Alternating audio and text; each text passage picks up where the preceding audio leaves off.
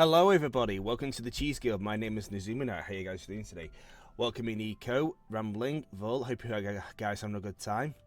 Yeah, today's a bit special because I'm going to do my first collab stream with Lusker, who's currently doing his crafts.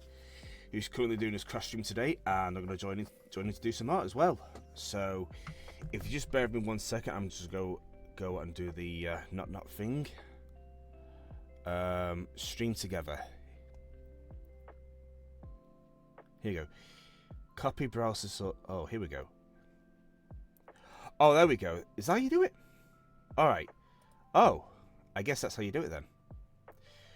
Right. So let's go to stream layout. There's Lusker. Hold on. I'm gonna say hi.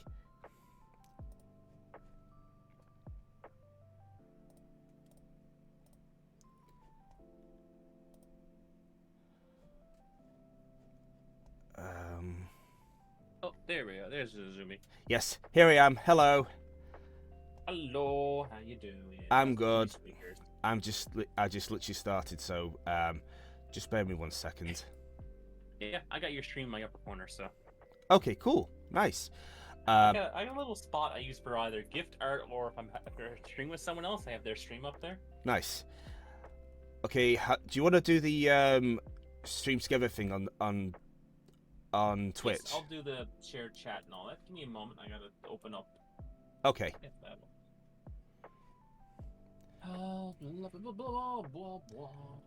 Twitch. Heck yeah, a call. Right, Where is that? I gotta do it on a different browser than I normally use. Oh right, I see. I'm still trying to figure out. On, oh, there we go. Oh, also Discord. How do I not?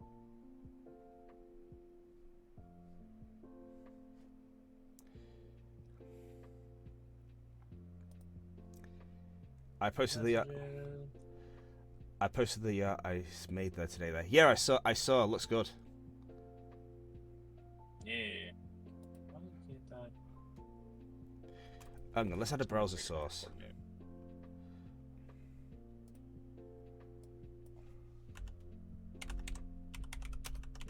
Why is my finger blue?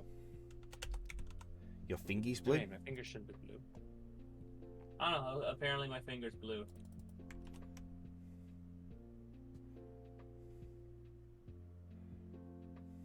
Oh, apparently I can't knock at you.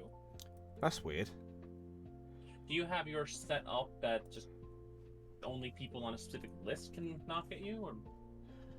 How do I do that? Oh, you mean like trusted partners and stuff? Yes. Hold on, let me go back to Twitch.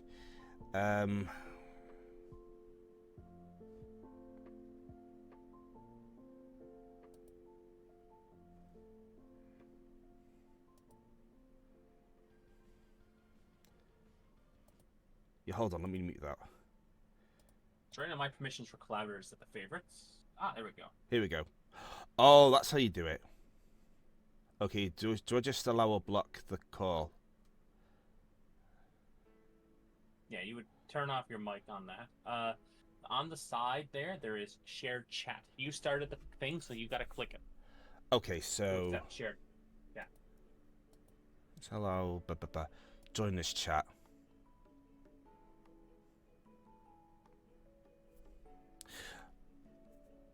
Okay, is it should be just above our icons on the side there? Should be just shared chat? Yeah.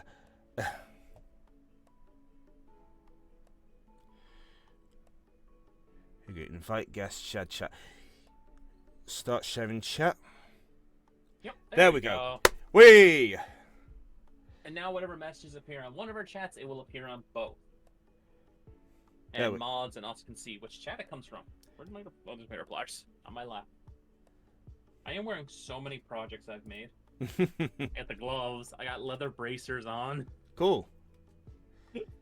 That I made in the past with metal scales on it.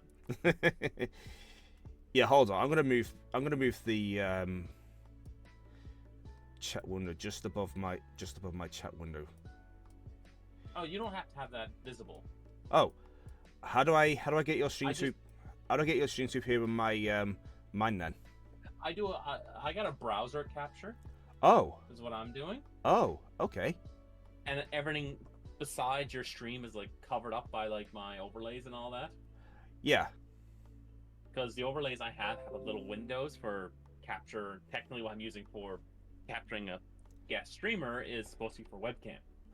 Oh right, right. I see. So how do I get rid of this then? Yeah, let's just get rid of that. Yeah. Just don't close out of the tab there.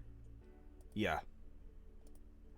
Actually, because if you close out of the partner thing, yeah, then it kicks us out of the shared chat and everything. Yeah, that's. But you can deafen yourself in that little chat because we're in Discord. We don't need that chat. Okay.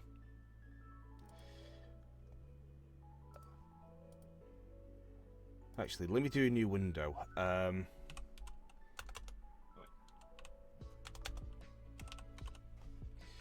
Twitch.tv.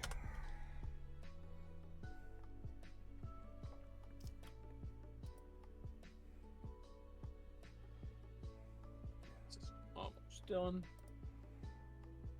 Tiny bit more. Oh, what's going on? Oh, you're a bun? Bunny bun bun bun?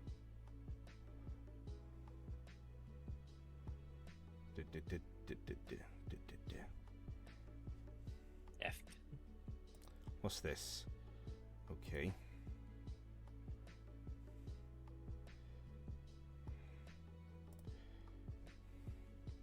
More chat, help me. Look, guys, me in a cage and feeds me green nuggies. They make my tummy feel bad. Lol.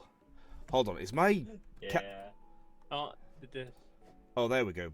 I'm so sure. Never mind. Yeah, that's Ren making use of my text-to-speech with my little mini Moombas. Ren and Drake have a lot of fun with it. They do, yeah. All out. Hang on, I'm gonna move your little tune. Eventually, I'm gonna move your tune over here so I can see. Just grab me and throw me around. Yum.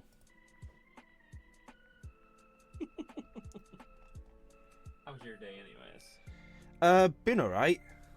I did the usual gym stuff. Then slept most of the afternoon. Nice. I haven't done gym stuff in a very long time. There was at one point I used to go to the gym. Yeah. But the place I was working at went into business. Oh, that sucks. So I didn't have money anymore. Oh. So I had to cancel the membership. Oh. Yeah, I just started last month. I've actually been out of action ever since I moved house. And I've mostly been focusing on doing art, so that's why I haven't been able to go back. But I've noticed that my weight's actually gone out of control, and it's starting to cause some health issues. So I figured, yeah, I need to take care of this as soon as I can. I need to this kinnicker. Ow.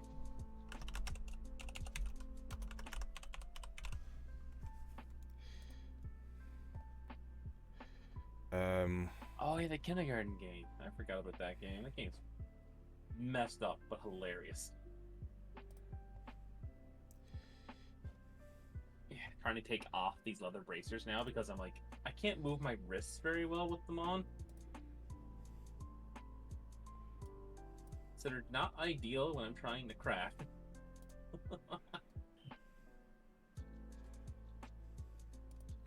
Right, let me close that. Why am I constantly being locked in the jail?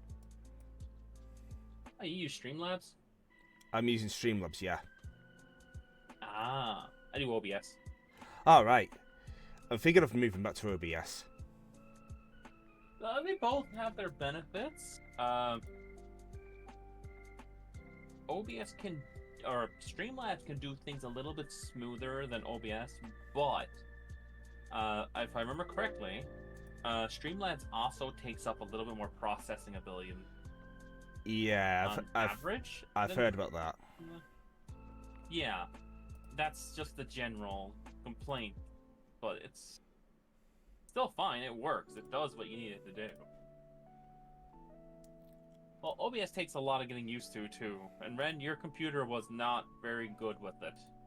I think the issue you had was just your computer didn't have enough processing ability to do everything you wanted to do.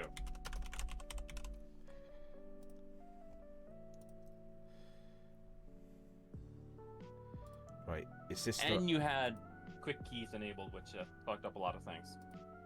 That's the wrong one. And it's my Discord. Okay, there we go. Yeah, sorry, that was stupid. No worries.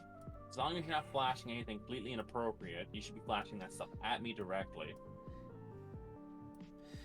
Alright, there you are. You're up in my little corner there. Alright, Yeah. let's crack on. Me in the corner. Yes, in the corner with your dunce hat. Sweet. I'm sure I can make that hat stylish.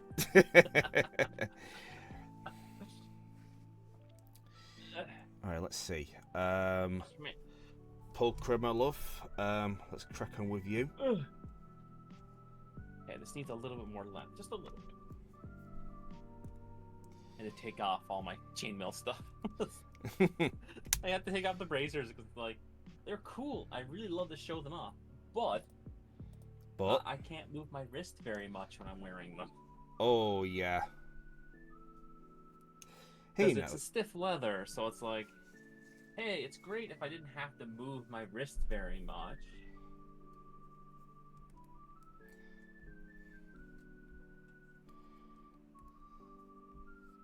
Oh, is that the person you're drawing now? Is that? Yeah, I'm just pulling up some references, because this character is insanely over-detailed. Yeah, I noticed. Jesus. I mean, it is done by MiHoYo, so their character designs are excessive to say the least. Jesus. I still need to try and get a... I've been trying to find a 3D model to use for both a husky and a dragon that fits what I want. Yeah? And every time I do, they don't have a Photoshop file for the textures. Oh. So it's just PNGs. And I'm like, oh, that doesn't help me at all. I can't edit that any good. Oh, jeez. That's much harder to edit. Yeah, PNG... I want to deal with that level. Yeah, PNGtubers are insanely hard to model, especially 3D ones. Oh, yeah, because you have to be able to... Like, editing the textures is easy if you have, like, the Photoshop files or the PDF... Not PDF, or whatever files. An editable file which has all the layers and all that. Then it's easy to edit. Hello, Darwin. How you doing? I'm making a necklace. Oh, yeah, Nezumi did a fantastic job on the model. He did it for you. Ah, thank you. Yeah, I'm actually going to move from PNGtubers to VTubers next, if I get time. Oh, like full on like 3D VTubers or like 2D animated? The 2D animated ones. Yeah, they have a word, but I think it was like the live 2D. I think it was called, or some bullshit. Something like that, yeah. Anyway, it's the same model that Pixie and for likes of Pixie, Jar Jar, and another streamer called Buff Pup use. Yes, yes, I am crafting. Jar Jar drew the one for me, and Pixie did the rigging for it. And now I can't really use it because it is too sexy for Twitch. Oh shit, where's the... Oh no. What's that? Ever heard of Radium Desu, Nezuminite? No. No, I haven't. Radiant. Oh, I thought we were talking about a video game. Okay, I have lost half of the part for clasps words. That failed me. Did I drop it?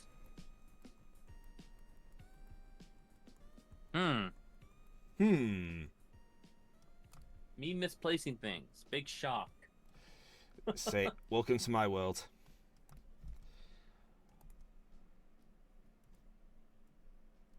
worst part is it's magnetic.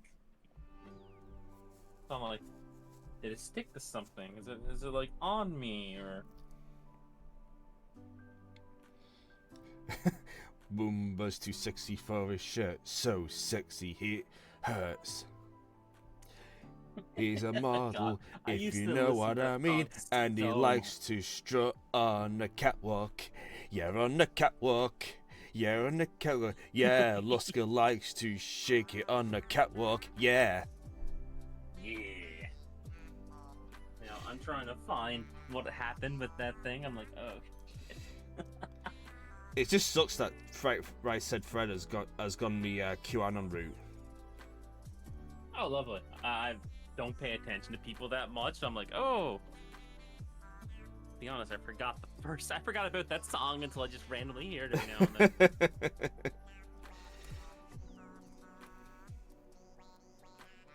So what did I do with that clasp? I wonder where that clasp has gone. Because I don't want to use extras, because I only have so many to work with.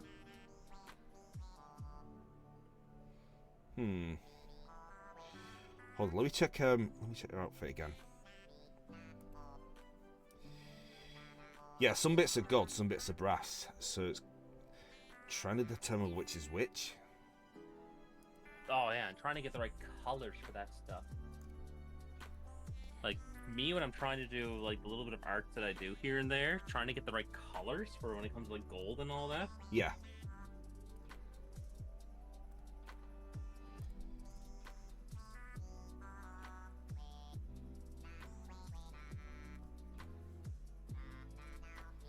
Floor's so dirty. Should have spent some time cleaning it for today.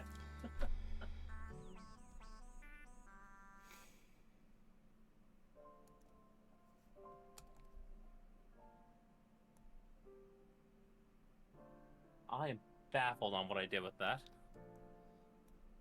I'm sure. No, I checked my skirt to see if it was on that.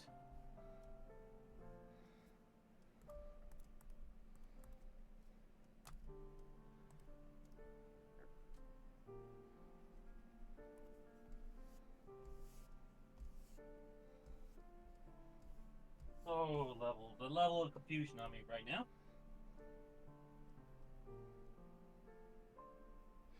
Where'd you have it last? Was it on your desk? Oh, I thought I did. I took it off the thing I was making because I had to make it a little longer. I thought I put it on the table, but who knows where the fuck it is now?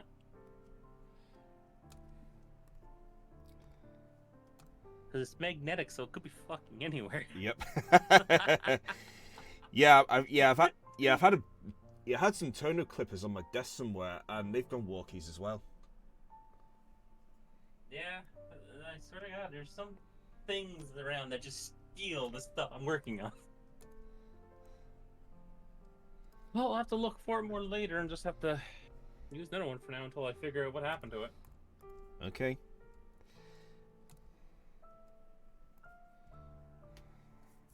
It'll show up. I'll probably step on it or some shit. Yeah, usually the way you just... Or find it, like, stuck to the wheels on my chair or something. Oh. My mind goes to did it fall in your dress? I meant skirt. yeah, like Bremlin said, you'll probably find it after stream somewhere. Oh, yeah, it's around. It has to be here somewhere. I haven't really gone anywhere.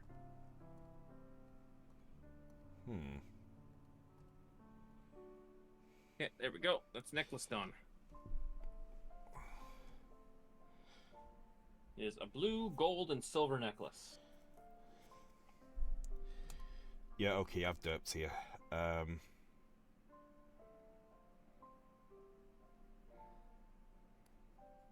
now Ren's making me exercise. Oh, exercise. I gotta move my noodly appendages. Oh, hey, wait, I just found it. Oh. Now it's attached to this necklace. There, I found it. It's just somewhere I got pushed up by my camera and I couldn't see it. I'm blind, and there goes my pliers at the floor. Wow. Because I forgot they were lying on my skirt.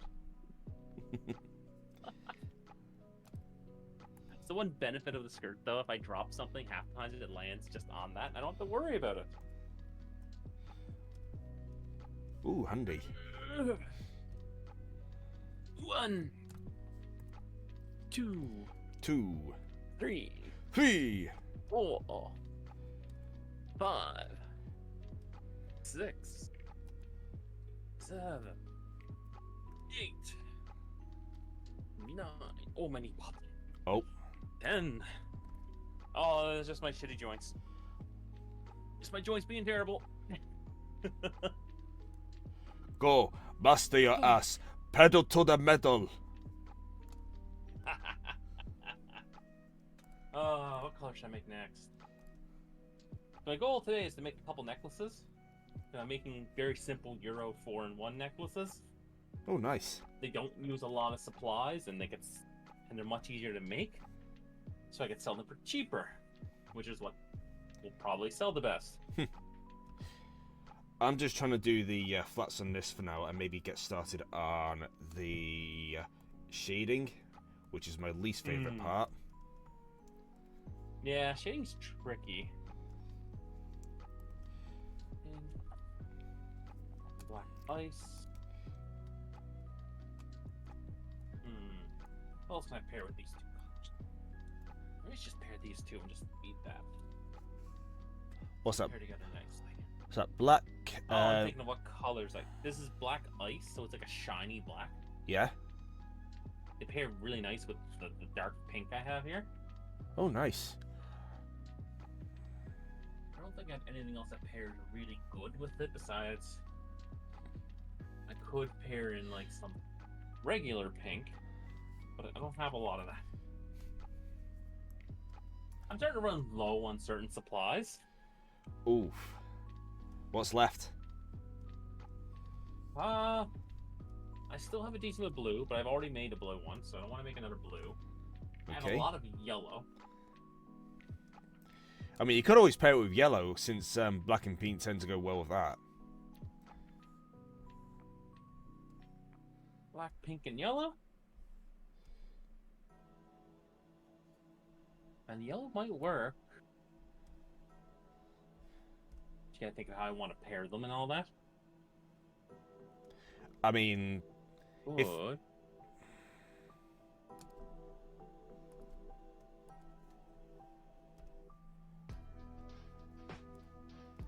Just put that there like that. Okay, I should probably thicken that line a bit. One sec. Did you thicken that line? You could probably thicken a line by rubbing it. I mean, true. Here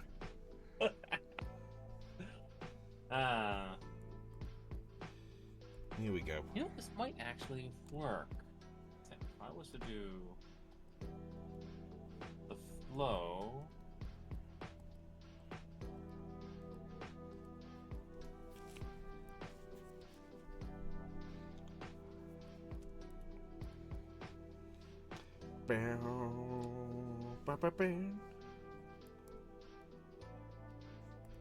Ooh, nice catch.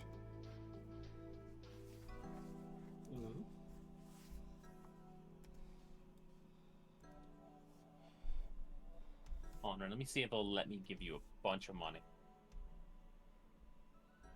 Where are you? What's that? Yeah, it says you. Rambling does not have enough currency. 2219. Ah. On.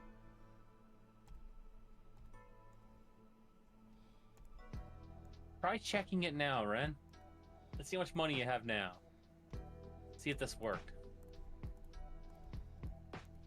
Just do exclamation point gold and see how much money you have. There you go, it worked.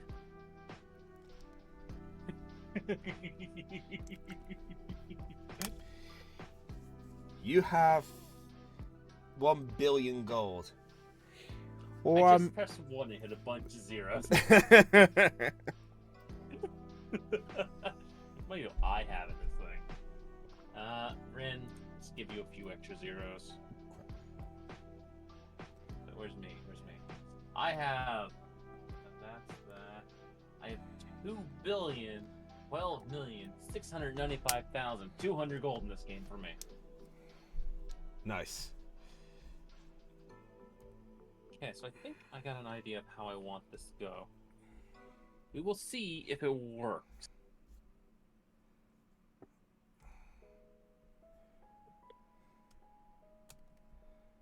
On. I'll fix your money issues, Velocity. Where are you two? Where are you two? There you are. You have 1 gold. Well, now... Oh, it's not letting me. Okay, it stops me after a number. There you go. Now you have lots. Purple needs more gold. Why not? See, I'm just giving away gold. What? Everyone have money. Here, let me give you some money, Nezumi. Yeah. Have some extra zeros on whatever gold you had. Ah, thank you. Here, have a bunch of cash, old bean. Ah, yes. Throw some gold at people. It'll fix/ruin the economy.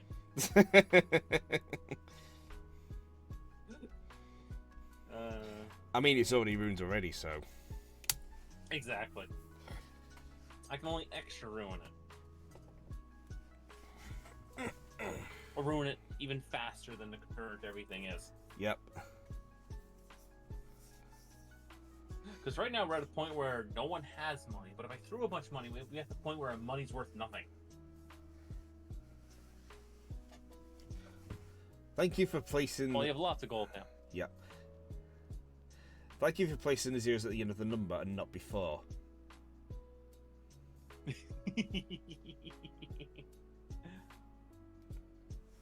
Could have done it that way, but I decided not to. I decided not to be a horrible dictator. Ah. Today.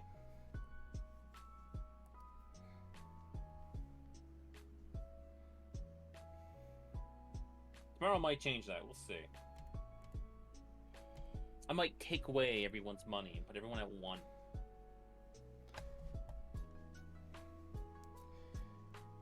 It's telling me I'm broke in the Zoomy stream, lol. Oh, I probably don't have... Yeah, your currency's worthless in my stream. Yeah, because it doesn't carry over. It's only in the one person stream. And if you do exclamation point gold in mine, it will probably work in both. It just won't give you the same answer. Still limiting to stream. But shared chat's weird with that stuff. Like when I'm in shared chat with Jar Jar. Yeah. If I do a shout out, it does a shout out in his too, because I'm a mod in his. Yeah. So it's like, I'm gonna shout out a bunch of people and just have a bunch of things pop up on his stream. That's weird. Oh yeah, it's only because I'm also a mod in his, so it's like, aha. Oh, that's probably why then.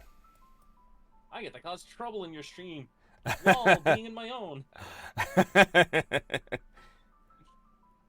See, that's what I do in his streams. I go there, I eat all his tickets and cause problems. The gremlin the gremlin is strong in you. Right, is that her jacket? Okay, I should probably tint these. Oh, I should probably tint these gold strips a bit. I'm not really feeling that colour. It's fun. Hold on. Let me check something. Explanations.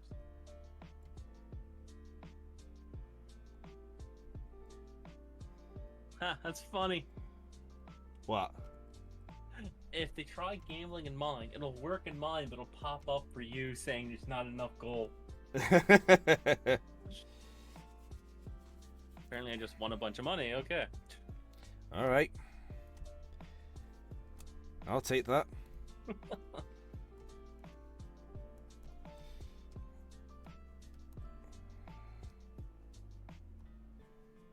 The only thing I make mini moomas do is bring me coffee, and they don't even do that very often. Not for A good. whole lot of coffee. Not for good minions, are they? I know. You should fire him. a lot of them. I don't want to deal with that kind of severance. So? Or I can afford the severance.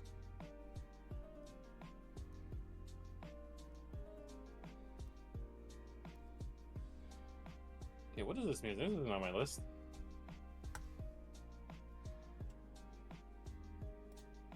I didn't catch you though.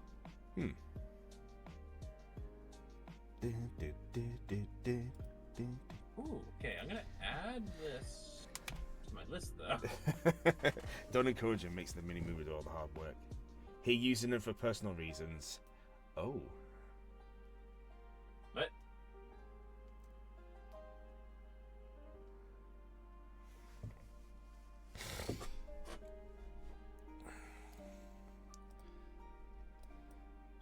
Okay, well I added this song to my playlist. Shuffle. Oh, Shuffle's on. Repeat wasn't on for the playlist. Oh, is that a Spotify playlist or is it on YouTube?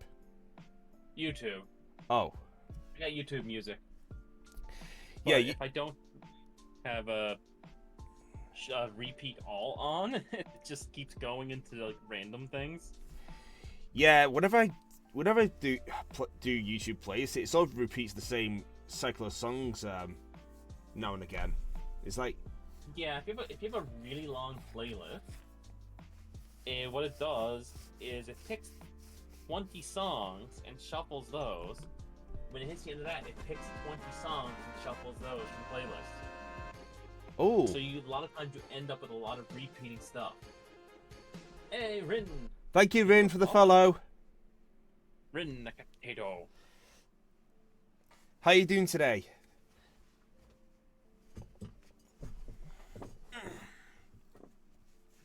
Rindicato. Yeah, they're lovely. They're a streamer. Oh, nice. Yes.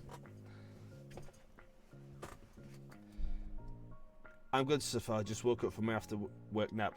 Well, welcome in. Yeah, your afternoon work nap. You're really holding up to the Catato title. Yeah, they are. How you doing today? Wait, I just asked you that. Okay, now I kind of lost my train of thought. Right. Train of thought of who has one of those anymore? Definitely not me. Yeah. Like, I can be doing something and someone says something to me, squirrel, and my whole flow of thought, gone. Whatever I was doing, forgotten. Right, let's do 30.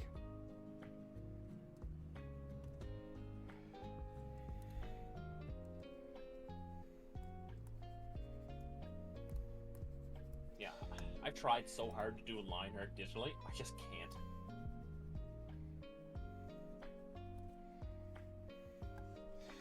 I can do coloring decently.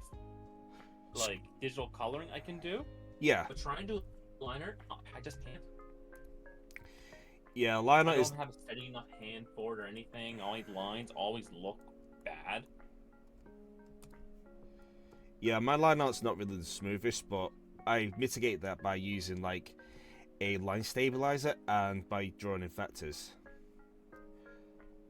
Okay, drawing in vectors. I have to keep that in mind. Like, I have a line stabilizer on, which is not bad, but I still can't do like a straight line very well, and I've had to turn the stabilizer up so high that me doing a straight line, or trying to do a line and a curve, it ends up straightening it so too much.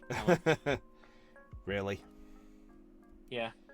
Yeah, I see what you mean. That's how like shaky my hands can be. Because if your stabilizer's up really high, it'll stabilize the line, but it's like it'll estimate what they think it's supposed to be. Huh. Oh, I didn't know that. Yeah. Because how it generally works, the stabilizer line looks at point A, point B, and how the shape of the line and all that is, and like kind of smooths it out like that. Yeah. So if you have it up really high, that variance is higher. So it looks at it being like, oh hey, this can be a lot different, and it goes that way. And I'm like, damn it, that's too much, too little for me. And I'm like, ugh. That's why I like doing like, I like doing the base line art by hand. I see. But no, I haven't done a lot of art recently. I want to, but at the same time, trying to motivate myself to do it, it's been a struggle. Trying to motivate myself to get out of bed some days is a struggle. Yeah. Well, what especially when you're like me and sleep with the window open and your room's so cold, but your bed's so warm, you never want to leave it. Yep. I get that as well. Yeah, I'm a bit careful leaving my bed with my window open because there's a bit of a mold issue around my windowsill lately. So yeah, I've been trying to. So yeah, I've been scrubbing at it for like once a week.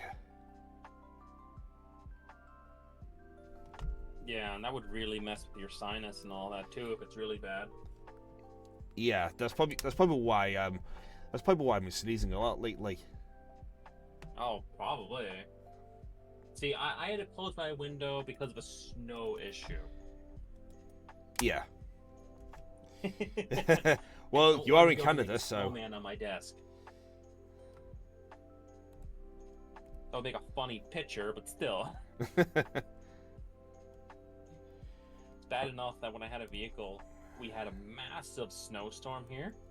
Oh. Where we had like, I don't know, like 6 feet of snow. We called it Snowmageddon. So, me being a brilliant motherfucker that I am. Yeah. Forgot to fully close my car window during the storm. Oh, what you like. So my driver's side and half my passenger side was filled with about a foot of snow. Oh my god. And that's the second time I did that during a snowstorm. Yeah, we rarely ever get snow around my town. Oh, we got snow here. We had a small blizzard not long ago and had to shovel. Oh. It took 2 days to clear the driveway. But that's also because multiple people in this household have back issues. Yeah. So we got to do it in like sections. The poor posture club. Yes. Like I have spinal issues because multiple segments of my spine are too close together. Oh, I'm sorry to hear. That's fine. It's just wintertime it gets bad. Summertime's generally fine. So Yeah. what I need to do is I need to find a job that's like a summertime job or a desk job. Or an online job. Which is kind of what I'm doing right now, but Yeah, I get a Twitch payout once every 2 to 3 months, so yeah, work from home. that doesn't cover rent. Yeah, I get. If I can find a good work from home, that would be hard to do though. Yeah, I got a normal job, but I also have like a Twitch payout which comes like every 4 months, and about $30 a month from Patreon subscriptions. Yeah, I need to. I'm thinking I might with my craft stuff. I might do what 40 Doodles have, because he has Ko-Fi for doing his commissions. Yeah, I need to revamp I might do that for bracelet orders or something. Yeah, I'm probably gonna revamp my Patreon because I don't think I seem to be attracting a lot of subscribers for some reason. Yeah, I would, but I'm poor. That's fine. That's my answer to most things. But after my birthday, I do plan on putting money up to get an emote from you. Ooh, okay. What do you think you get? What are you gonna get? Probably me biting Jar Jar. Oh, that I can definitely do. Because I'm hoping to get at least another emote from 40 and an emote from you. I need to get animated emotes too. I just need There's 2 styles of emotes that I want. I'll post them in my chat because my chat's right here. Yeah, I should probably start working on emotes for my channel as well. Oh, my sub is up for them. Oh, shoot. My sub must have just ended for them too, because I used one of the emotes earlier. Oh no. Oh no. But I do have another person I still have a sub for, but just what I'm looking for. That. Well, I guess that works too.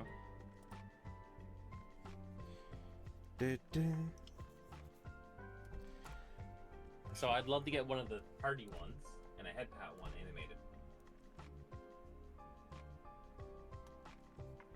But there's also one that I want to make animated that I already have and fix one.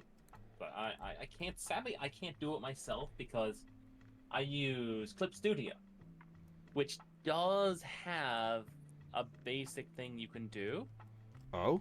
But because it's a I pay for, I got a gift technically. It was paid outright, not a membership. You can only make clips that are like 5 frames. Is that it? Yeah, it's terrible. So like all I was able to do is this, and plus it doesn't let you save them with no backgrounds. That's yeah, that's pretty garbage. Yeah. See, so that's the only animated emote I have. People keep telling me they're going to remove the white background for me. That never happens, so whatever. I'll probably try and get 42 animated. But I also want to get the fire one and have it like running side to side or to one side. Yeah, so for my PNGtuber, I have to create every single frame by hand, and I run them through like a free online GIF maker to make it work that way. Okay. It's a bit more tedious, but if I actually had the money, I'd probably invest in like a proper GIF maker and do it that way instead. Yeah, to be honest, I'd probably do it too, because I'd love to get like when my avatar's rainbow, I'd love to like clip that out and have that as like a pride emote. Yeah. Animated. Probably do that with a screen capture or something. Still be doable. Because you can do screen captures of footage, so I wonder if I can do a screen capture of a few seconds of my character being rainbow. And then making it the right... Oh, God, that sounds like a pain in the ass to do. I'm going through in my head, I'm like, oh, that sounds like a pain in the ass. Do I want to do it? Okay, Miss Pulchra, are you looking for over models? Alright. Right, I need to add a flame decal to her sleeves now. That's going to be fun. Oh god, I do like the sleeves though. It's kind of cool. Yeah, they're like a digital leopard print. Yeah, I like the sleeves because I like sleeves that are loose at the wrists and all that. Yeah. Just personally, I think that's so comfortable. Yes, because I'm a big fan of like old school wizards having like the big baggy sleeves and all that. Yeah, well, yeah, I think her design sort of borrows from that element as well, given it's an urban RPG. Good evening, Albrecht. How you doing? I'm doing pretty good. I'm here with Nezumi, the cutie squeakers. Hi, Albrecht. How you doing? Love Yeah. me some lady abs. Yes, lady abs are the best. So, like I said in my mommy. yeah, she's well. This is actually a request from someone who won my recent Blue Sky raffle. They wanted Pulchra muscled up and showing off her abs. And since I was planning to draw Pulchra anyway, I thought, you know what, let's go with it. Yeah.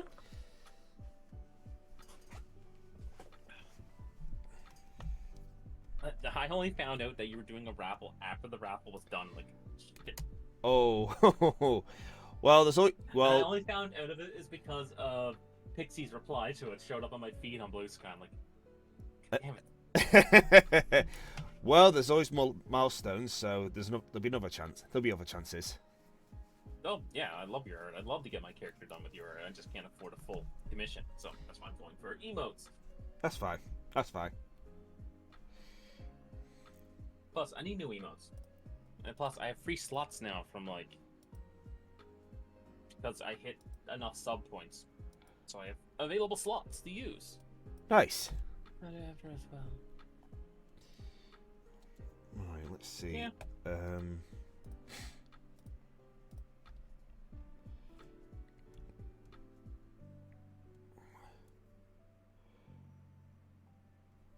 Actually, you know what? Let's do a layover.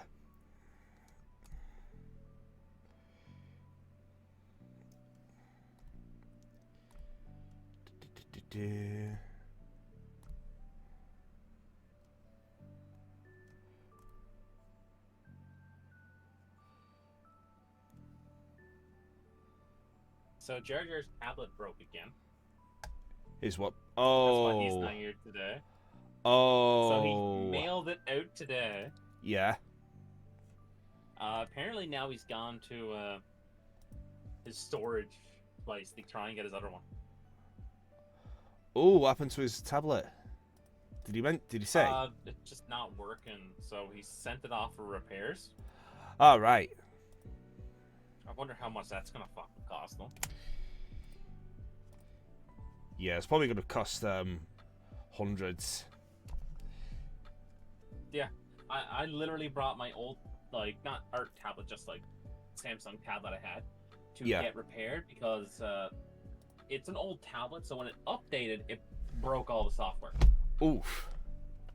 So it needed to be fully reformatted, and I couldn't do that myself without having an external program. So I brought it over. They were like, "Oh, we've tried everything." I'm like, "Did you try forcibly reformatting?" It's like, "Oh yeah, we should try that." I'm like, "I told you that when I first dropped it off." It's probably what it is." And then it cost me $80. Wow. Yeah.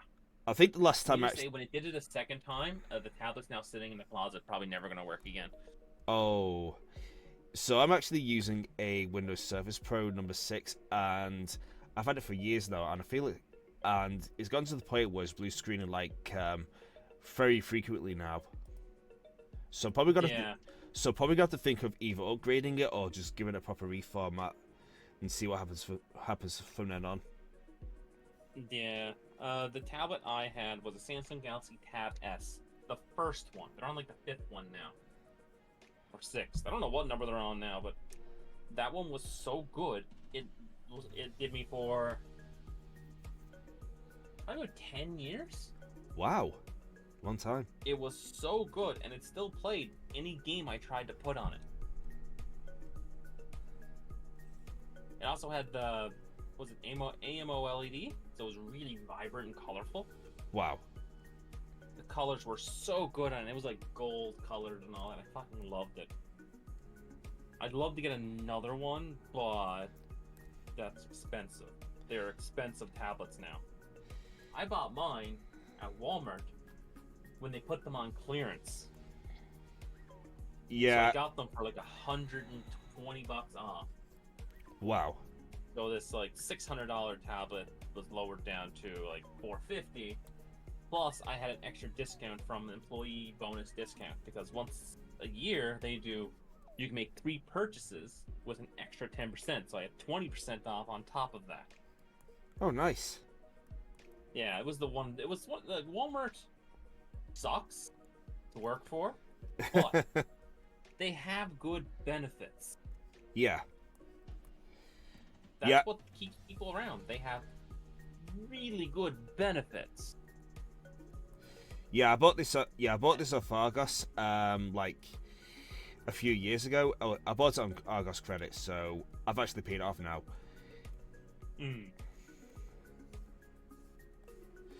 So I think I might get my next tablet on credit as well, or wait till they're on discount and just buy it through cash. Yeah, buying things on credit though, like, is that the ones where you have to make a certain amount of payment every so often? Yeah, you do. Yeah, and you end up paying so much more for them in the long run, but it's easier to pay for. Yeah, that's right. Yeah, it's kind of, instead of like paying it out front, paying like, let's say $500 out front, they split that over a 2-year period. But in the long run, you're paying more, like $800 or $900. But you're paying it in small increments, which is easier to handle than an upfront payment. Yeah, I'm Yeah, you trying. pay like anywhere from 20 to 40% more in the long run, but for convenience sake. Yeah, that's true. Yeah, I'm trying not to fall into the trap of paying everything by credit again because I nearly put myself in debt a couple of years ago. I'm out of debt now. I've paid all my credit cards off and stuff. Oh man, you know what I had to do to get rid of my credit card debt? I declared bankruptcy. Oof. Yeah, I was $36,000 in debt. Oh, jeez. How the And hell did you rack that much up? vehicle was one of the big parts, and like Oh, working at Walmart, dealing with transportation, dealing with vehicle repairs, dealing with trying to afford groceries, a lot of other things, just wasn't making enough money to offset everything. So I kept going to my credit card and like, oh hey, I can use this. I'll pay it back when I can.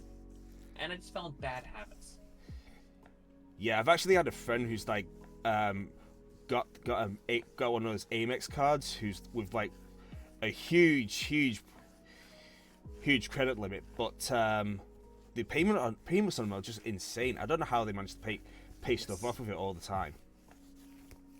Yeah. I'm kind of worried about them though because they're gonna get into a situation where they're gonna get into so much debt they're gonna have no choice but to declare bankruptcy.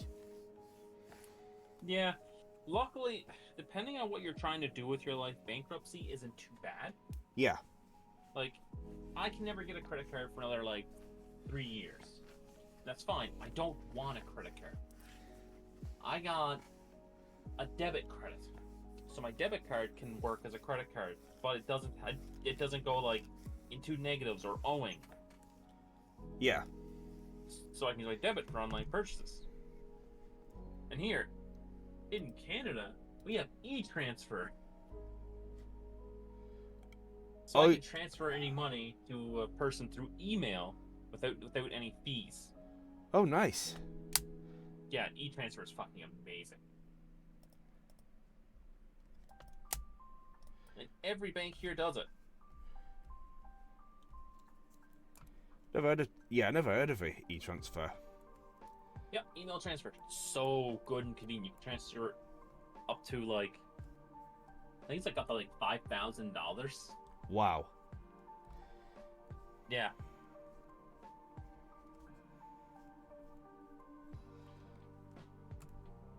But it's super convenient. Like, I don't need a credit card. Debit credit works for almost everything online. Yeah.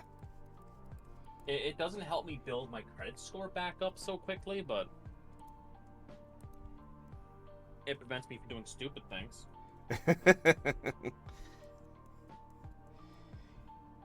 Yeah, I've got PayPal credit.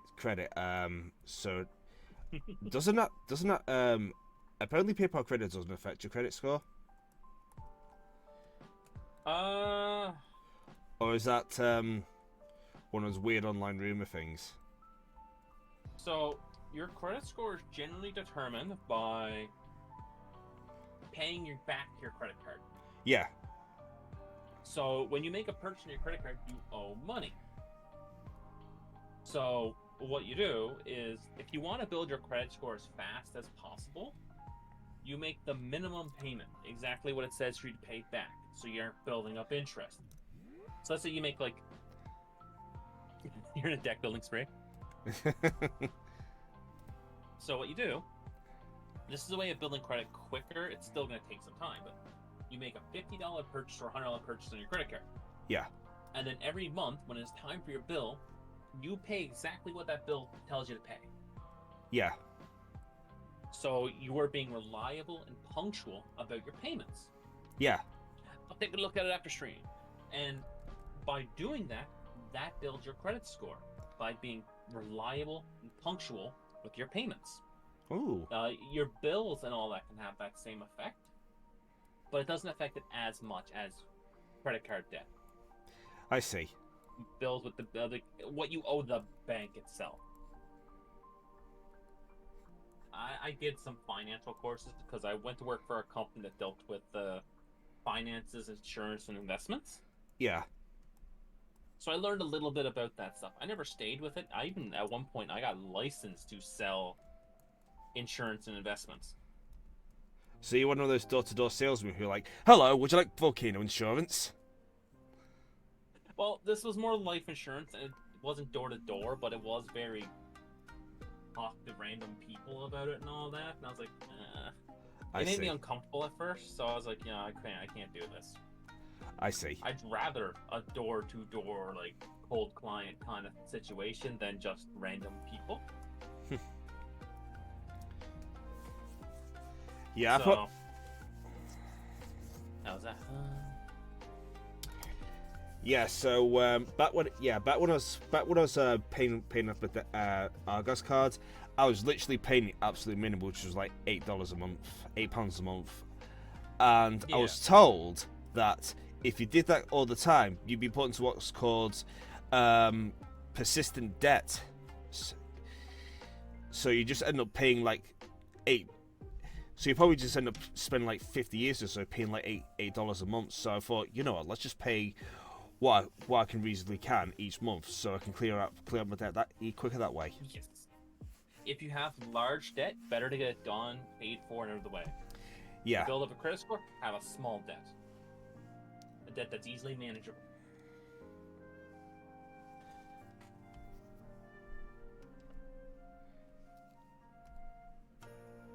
Just, yeah.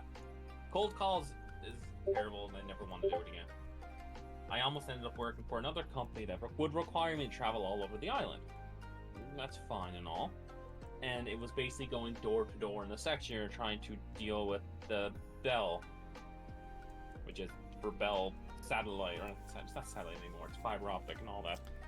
Trying to sell people on or convince them to switch over from the current. And I was like, but it paid like 30 some odd dollars an hour. Well, that's not bad. But they're like, okay, when do you want to have your second interview? I'm like, okay, I can't do it today because I have things I need to do. I'm like, are you available on this day, 2 days from now? They're like, sure, we got your name, we got you marked down. Never ever contact me back. Oof. I guess by going with a slightly later date than the day of, they decided no. What's this? My mum's boyfriend has a third-party business selling classic cars and such, and I hated calling people for him, looking for sales and getting yelled at. Oof. Yep. Yeah, this is why I do not want to work in a call center because of stuff like that. I'm just working for any call center, especially if you're dealing with cold calls. Yeah, I think you already know this, but I do have a bit of a speech impairment, so I will probably suck at making phone calls, cold calls. Yeah, but your speech impediment is cute. Ah, thank you. Now you're just making me blush. Good. If I don't make someone blush at least once a day, I'll explode. Well, we can't have that, can we?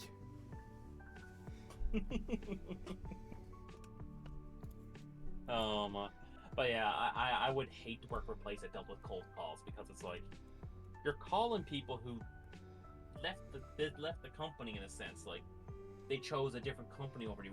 Why call them? You're just gonna piss them off, get hung up on, or something of the like. Yeah. I know it's like, oh, convince them to come back. They left for a goddamn reason. Find out what the reason was and fix that before you even try, like, doing anything. I mean, can't They're you not do gonna both? fucking fix it. What's this? They're I mean, trying to push for, like, higher rates on everything, so I'm like, no fucking winning with these companies. nope.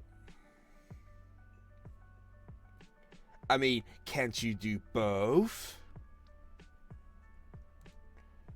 I can't do both. I'm only into men.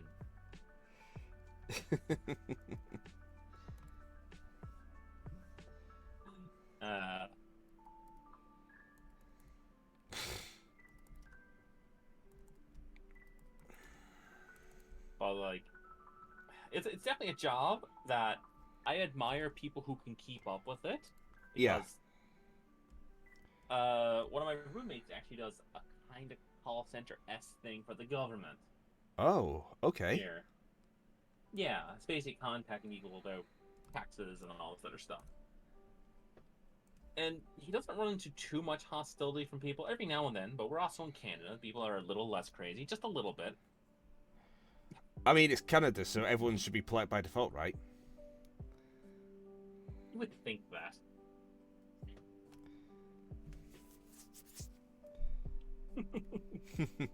But he generally, like, every now and then you get bad customers because people, no one's 100% in a good mood.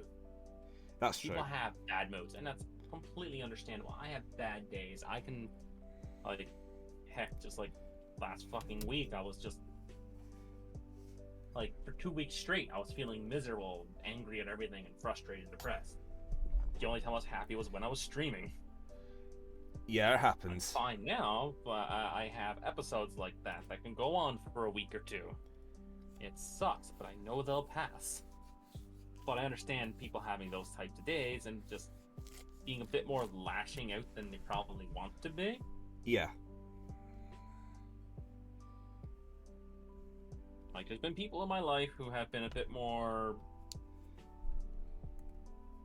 harder time controlling some of their emotions, and they say things that are outright mean, but I know that's not their normal personality. So I'm like, okay, it's offensive, it's upsetting a bit, but it's also not them. Yeah. It is an overwhelming emotion. So I don't hold that against people. Like, even people that don't like me because of conflicts, because I made a mistake or whatever, I still have nothing against them.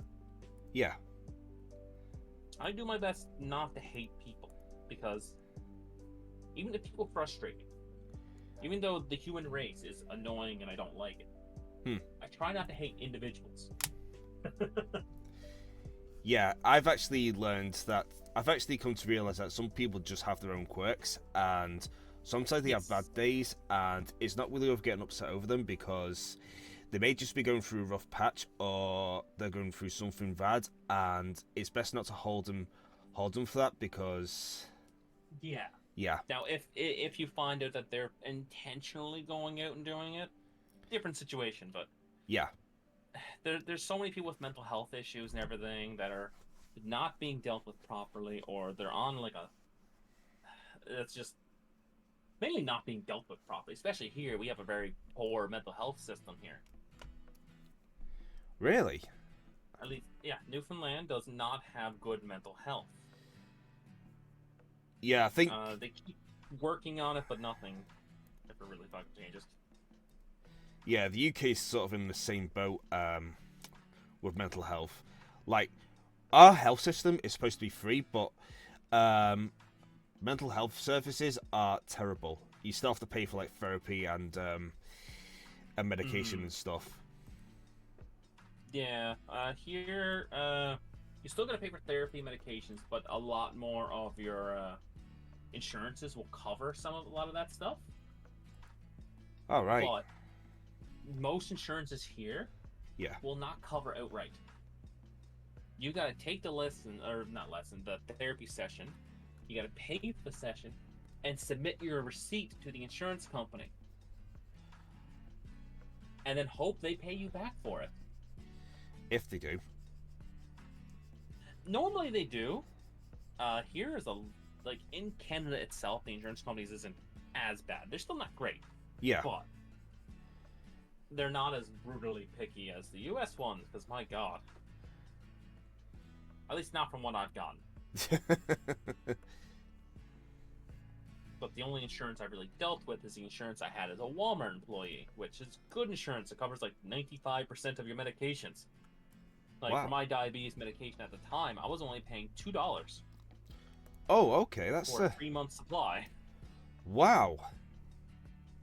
Now, I'm not on insulin. If I was on insulin, it'd be different, but yeah. I've only had 2 different types of sugar management medications, metformin and glucoside, or however the hell it's said. Medication names. My mum takes a lot of medications, so I probably might end up finding out what it might be. Yeah. Hopefully not for diabetes. Yeah, diabetes is it's kind of easy to spot if you know what to look for. Yeah. One of the biggest things that will catch you, Yeah. uh, if you have a lot of dry mouth. Oh. What about Like if you find just tingling, I'm not sure, but dry mouth, and you have endless thirst, Yeah. it could be high sugars. Now that's not the only thing that causes that, but that is one of the things. If your sugars are really high, you are endlessly thirsty. Oh, didn't Like know before I that. was diagnosed, I used to drink so much water and go to bed and have such dry mouth. I hated it, and I couldn't drink anymore because my stomach was so full of fucking water. Ooh. And all I want to do is keep drinking to get rid of this dry mouth. I didn't know dry mouth So was if a you, symptom of diabetes. it's not specifically diabetes; it's a symptom of high sugars. All right. Anyone can have high sugars, absolutely anybody. But most people have a fully functioning insulin in their body. But diabetes, it's not working 100% or at all, Yeah. depending if you're on insulin or not. If you're on insulin, then your body's not producing any if or a tiny amount. And you can work like if you're not on insulin, normally you can work yourself to a point where you barely need to take any drugs for diabetes. If you get really good with your diet, really good with exercise and all that, I can get to the point where I can be down to just taking a single metformin in the morning and I'm good. Right now I'm on 4 metformin. I'm not good with my diet. I see. Working on it though. Yeah.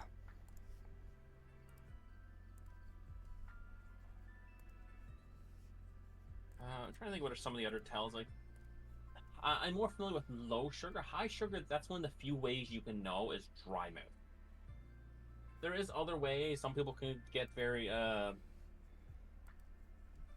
guess listful kind of thing. They can be very low energy, like their body's like feel heavy. But that's such a vague thing that has a billion different things it can be. Low sugar is easier to identify. I can like with low sugars, it's more like for me, I'll first feel it in like my shoulders and knees, Yeah. like a wave of kind of weakness at the time, and then if my sugars really go low, uh, I can feel really lightheaded, light dizziness, and honestly, the feeling of I want to fall down. Like everything in your body tells you you just want to collapse to the floor. Yep. Even though I haven't gotten my sugars to that low level yet, like the lowest sugars I've had was a 3.5, I think, which is low. Oh shit. Yeah. Normal blood sugar should be between 4 and 6.5 really before a meal. Now, different places in the world measure their sugars a little differently. Do you use the pinprick So, thing? Pinprick method. yep. Now, I've been out of test strips for a while. They're expensive. Oh. Like me to get a was it 50 days? A 50 strip supply is like 60 some odd dollars. Wait, 60 or 16? Yeah, 60. Oh jeez. That is. I think it's like $69 for mine, or I can get 100 for like, or is it like 15? It's like $60, and it's like 100 is like 80 for my specific tester. Oh jeez. Yeah, so, and holidays kind of threw a whole wrench into a lot of things, so I haven't had like a lot of money, and I'm still trying to bounce back from that. Because I was poor with my money spending for holidays. I wanted to get everyone Christmas gifts. Oof. Because we were having a lot of people over for Christmas. Let me think. How many was it? So 1, 2, 3, 4, 5, 6, 7, 8. I think it was 11 of us for Halloween. Or Halloween. For Christmas. Yeah. And so I wanted to get gifts for everybody. So it was 10 people I needed to get gifts for. Most of the gifts were cheap. Some I made. a good the shop that I'm actually selling some of my chainmail stuff at, a 3D print store. Oh, okay. Which is nice because I really like that store and the owner's really nice. In fact, if I don't get a contact back about getting a table at the flea market, he's offered me half of his table if I go half on the table price. Oh, nice. Yeah. Hold on, let me mute that a bit. Not the volume, the colour. How about... Oh, I was gonna say.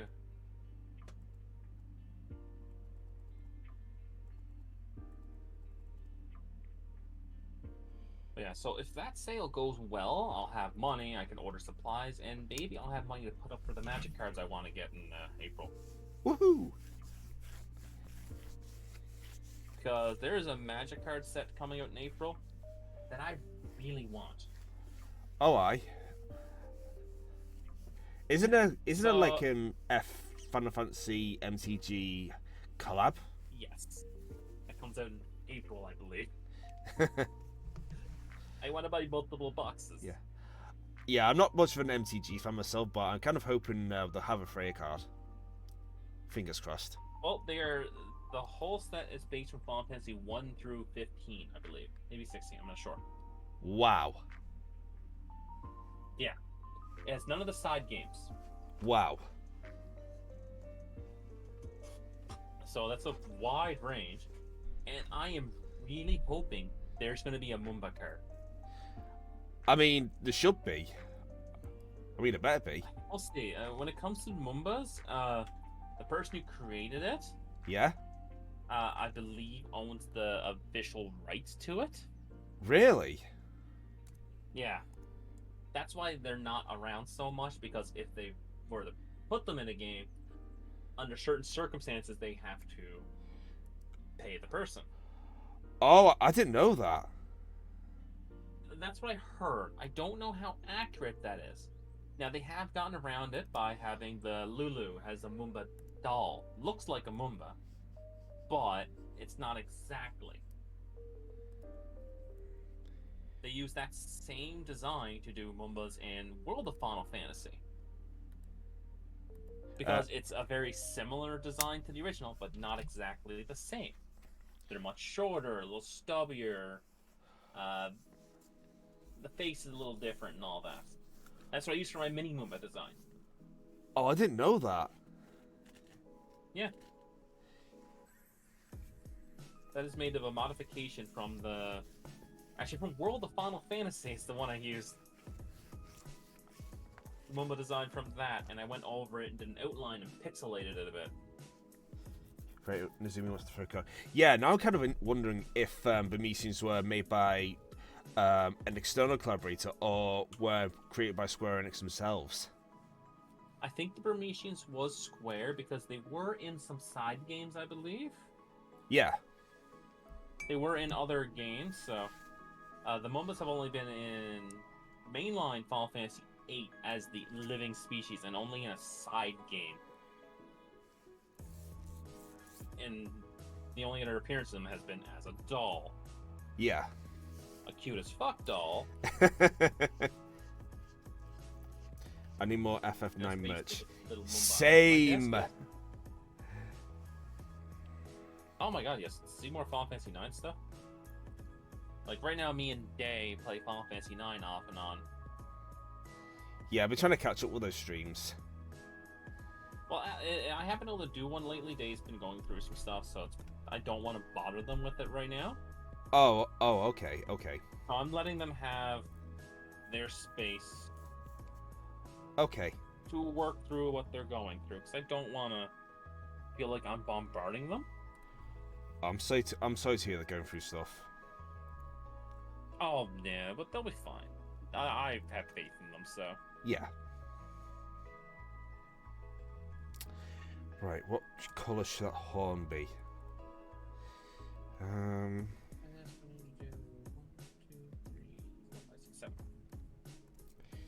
That'll do.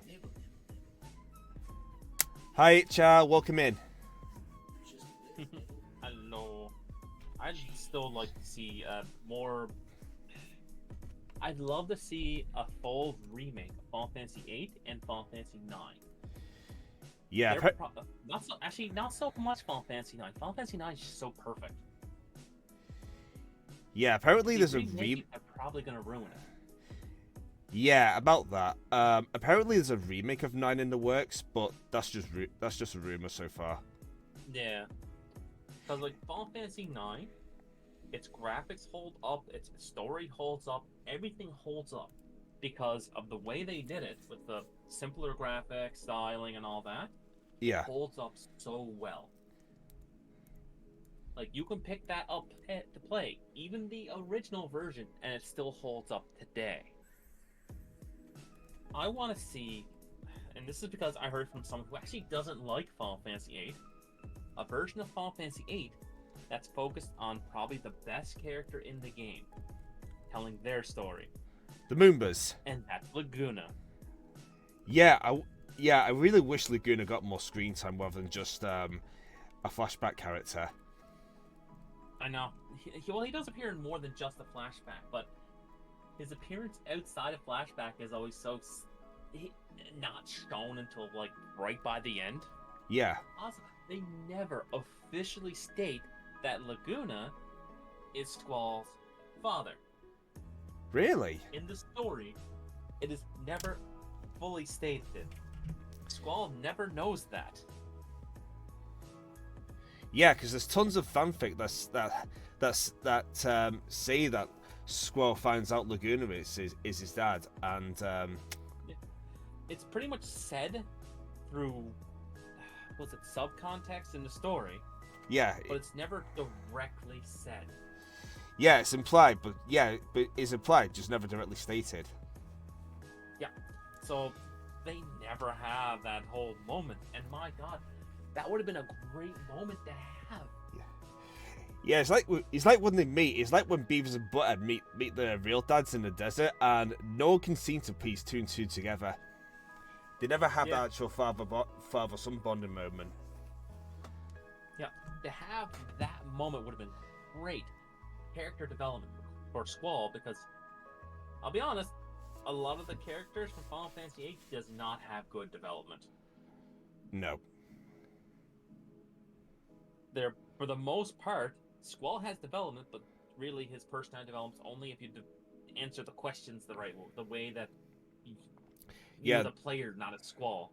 If you answer all the questions as Squall, as you believe he would answer them, it doesn't match up to the story at all.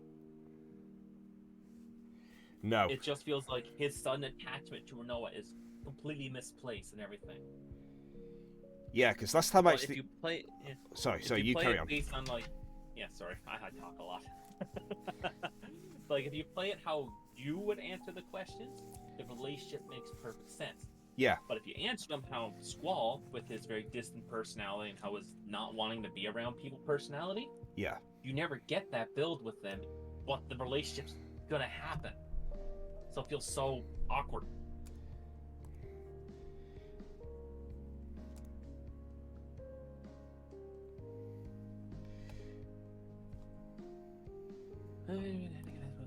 The last few days. Ooh, as well Hotel Suicide too. But yeah, like, it's one of those things that could have been fleshed out much more. It's why I'd love to see a full remake of Final Fantasy VIII, building on the characters, giving Laguna more spotlight because he is so well good, he's so likable, he's just a good character. Even just giving him his own fucking game. Plus his theme music actually kicks ass. Oh fuck yes, I love Man with Machine Gun. It's so good. I found a really good remix of it. Yeah, I kind of feel like the story seems to focus way too much on Squall and Riona because Squall's trying to capture the whole romantic couple thing that Titanic did a couple years before that. Yeah. And because of how a lot of things go, the relationship, depending on how you do things, can feel very forced. Yeah. So when I actually did my last playthrough, I actually had Riona take out the military base, and it got to the point where the base got destroyed, and Squall's like, "Oh no, Riona's gone. Oh well."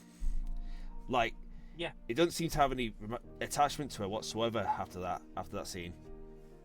And then as soon as she loses consciousness, his level of attachment becomes obsessive. Yeah.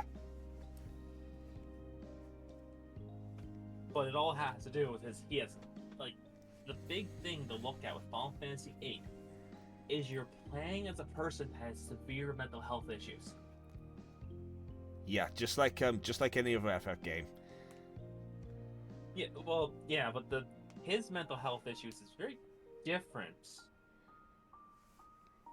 It's based on, like, abandonment, not wanting to be abandoned and all this. But by doing that, he distances himself from people. Yeah, that's not a good way to deal with abandonment issues. Yes. And that's, like, the big thing of the game is, like, this is not how you deal with the situations. Yeah, I'm going to be a jackass to you because I care about you. Yes. So I would love to see a full remake, that would develop the characters better. See, that's actually They did not do the greatest job. See, yeah, that's what I like about the. I know some people might disagree with me on this, but this is why I actually prefer This is why I like Final Fantasy Rebirth, because it expands on Cloud's relationship with his party much better than the original game did. Yes. Most characters in Final Fantasy VII on the original version, despite my favorite character being Red 13, Yeah, it's very underdeveloped. Like Barrett, he's more of a plot device. His daughter, or whatever, what her name is. I forgot her name. Marlene. Yeah, Marlene. And she, in the original, she's more of just a plot device for her, a personality for him. Yeah, yeah. But besides that, he doesn't really have much of a personality. He's just the black guy. Yeah, he's just Mr. Yeah, he's just Mr. T in the original. I pity the fool who works for Shinra. Yeah, he's very much a stereotype. You have Yuffie and Vincent, who were characters that were not finished, that were put into the game last minute. Yep. Because their stuff wasn't done, but they wanted more characters. So they're secret characters, but they originally had full stories that never got done. So they were originally going to leave them out, and they decided last minute to pop them in. Yeah. The best character development is, like, Cloud has developed a lot of development. Yeah. Ares is a good character, but doesn't really develop. Tifa does have some developments, but she is a bit of a bitch. Because if you look at it this way, when Cloud is telling the story about Nibelheim in the early game, Yeah. telling that all this stuff happened, at that point, Tifa knows all the truth. Yeah, she doesn't. But Yeah. She doesn't. At no point does she bring it to light. She keeps it a secret, all under the guise of not wanting to hurt him. You hurt him more by not bringing to light what actually happened. Yeah. Yeah. Way to win someone's trust, Tifa, by hiding the big secret from everyone. Although I will say that the remake actually mitigates that by confining Aerith that she does actually suspect Cloud was never there to begin with. But still, Yes, she probably should have many mentioned. more hints Yeah. in the remake.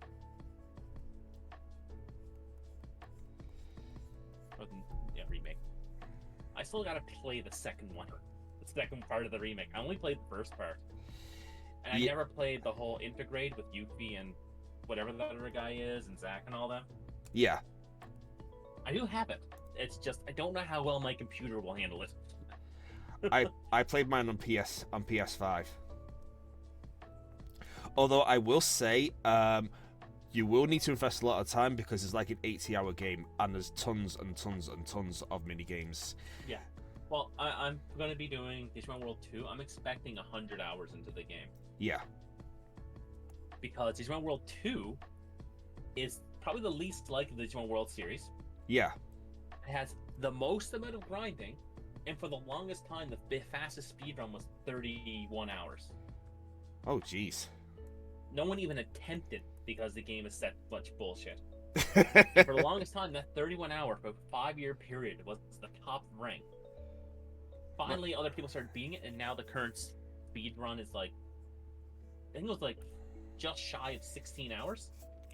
Oof. And the game is so heavily dependent on luck. Wow. So, oh, Hold on, that's copper, isn't it? Yeah, this whole section is copper. so the game is a lot of bullshit. It takes forever to load into things. Like, it's one of the few games that the load into the battle Yeah. takes like almost a full 30-40 seconds. That is just, yeah, that's just way too long. Yeah, it is very slow. And it has systems in it that are very much there to tell the player that, yeah, good luck. The game hates its players.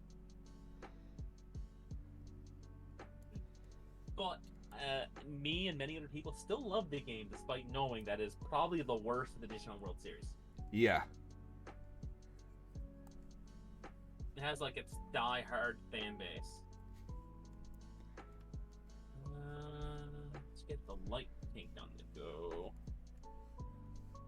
And then maybe light blue. Hold on. I always kind of wondered if FF8's whole narrative suffered from some things being lost in translation, since it was still kind of during that time when JRPGs were really coming more into the mainstream of Western media. Yeah, there was more than like there was some stuff lost, and there was certain stuff that was cut. That cut content probably would have filled in a lot of information. And Yeah. like Final Fantasy IX had so much cut content that really would have developed the characters a lot more. Yeah. I'm still under the belief that Freya's story was cut short because of time constraints. If they had a bit more time, they might have completed the side story, and her ending would have made much more sense. They would have saved that time if they just took Amaranth out of the game. Yeah, I still think Amaranth feels kind of tacked on. Amaranth is useless. He has no development, no personality besides the whole saying, friends good. He's useless, terrible, just not good. He doesn't fit in at all. And his whole design is terrible. Yeah. I have a lot of Amaranth hatred. When I get him in my party, I'm just naming him No.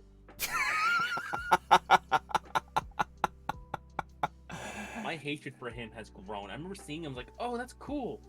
And after meeting him, and like it just got worse and worse. I'm like, this guy sucks. Yeah. So funny thing is, someone who's actually on my not very liked list. I'm not going to name names here. He is unironically a huge Amaranth fanboy, and his favorite pairing is Freya and Amaranth. Ugh. Naming Amaranth is the worst fucking character in Final Fantasy as a whole. I always name Steiner Farticus. Start. You made me name a character in Spartacus as when we played Legend of Legaia. It wasn't until we realized that the girl character that people named Mary Tits was 12 years old. What? That, yeah, the characters in that game are insanely fucking young. And they don't look it. Meanwhile, I never played a Final Fantasy game before. Vol, you need to remind me when to stream Final Fantasy IX at some point, because you're in for a treat, my guy. Yes. When's your birthday? You should do that for like your birthday. 20th December. You've just literally missed it. Shit. When's your affiliate? Oh, you just had your affiliate anniversary, didn't you? Yeah, I've just had my affiliate anniversary. Mm-hmm. See that's a good game to do for an event. Make up some event. First time I lost my virginity. This is the day I stubbed my toe, and I always remember it. Let's play Final Fantasy IX. Give yourself a reason. Yeah. Also, I just looked up Freya's Southport. Yeah, she's left-handed. She's canonically left-handed. Yes. She's one of the few characters that are canonically left-handed. I've noticed that it's a trait that a lot of Dragoons in the series tend to have. Yes. I believe it's a canonical trait because I think for spear users, left-handed was actually a benefit. Yeah. because it allowed you to hold the spear in a way that's easier to counter a lot of swords, because most sword wielders were right-handed. Yeah.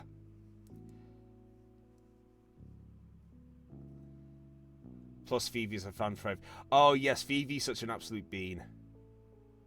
He is. Also, 15th, I take that day. That day's mine.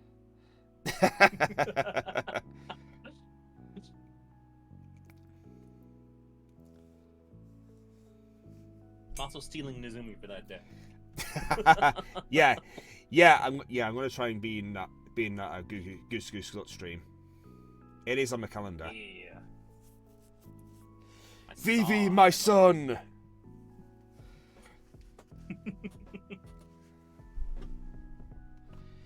Still looking forward when I play 9 some more and be like, every time. Worst part is he never makes an appearance again, which is annoying. Your boyfriend in the game. Yeah, it's kind of daft that. It just disappears. It just shows up, saves us from a bunch of back pages, and then starts off with us in the game. Yeah, he appears at that one time, and despite him being a very interesting character you want to know more about. Yeah. That's it. Wait, that's it? I want to know more about him. I want to know more about him and Freya, and does the relationship ever go anywhere? Like, does he regain memories? Does it have any conclusion? No, it doesn't. And it infuriates me because they have one of the most interesting plot points. Yeah. It's like, Vivi has a plot point that's kind of left out. It's never really fully explained. Was him with his adopted father that was the same race as Quina? Actually, there is a bit. Multiple times where. Oh, there is a bit? Okay. I remember seeing moments where, like, it's hinted at that the other guy knows about him, but, like. What was this? So kind of spoilers here. You can actually go back to Quan's dwelling with both Vivi and Quinn on your party, and there's an extra scene. There's an extra scene that showcases a bit more of Quan's personality. Believe it or not. Okay, because like, it's one of those things that like never seem to get any answers for me. I was like, I would like to know this, but I almost never used Quina because I wasn't a huge fan of them as. When I was younger, I had no like of them whatsoever. I kind of grew to like them more. Yeah, Quinn has actually grown a bit. They're a one-note character. They're absolutely the one-note character in the comic relief, but they're a good character once you get past that. Yeah, Quinn has actually kind of grown on me recently because of their ability as a blue mage, especially when we don't have Dagger in the party. They can actually be helpful for casting white mage spells like White Wind and Mighty Guard. For those super tough boss fights. Even just their personality, they're absolutely one note and all they think of is food, but like, that's honestly more relatable than some of the other characters. All I fucking want half the time is food. That's true.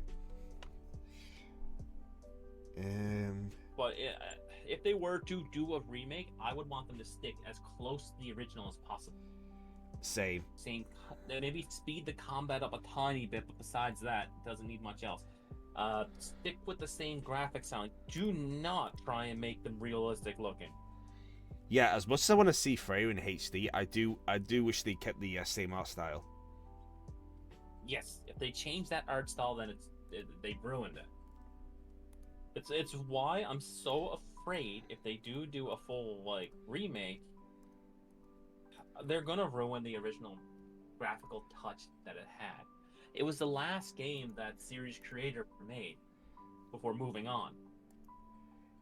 Yeah. And it was the last game to have a solo music director at the time.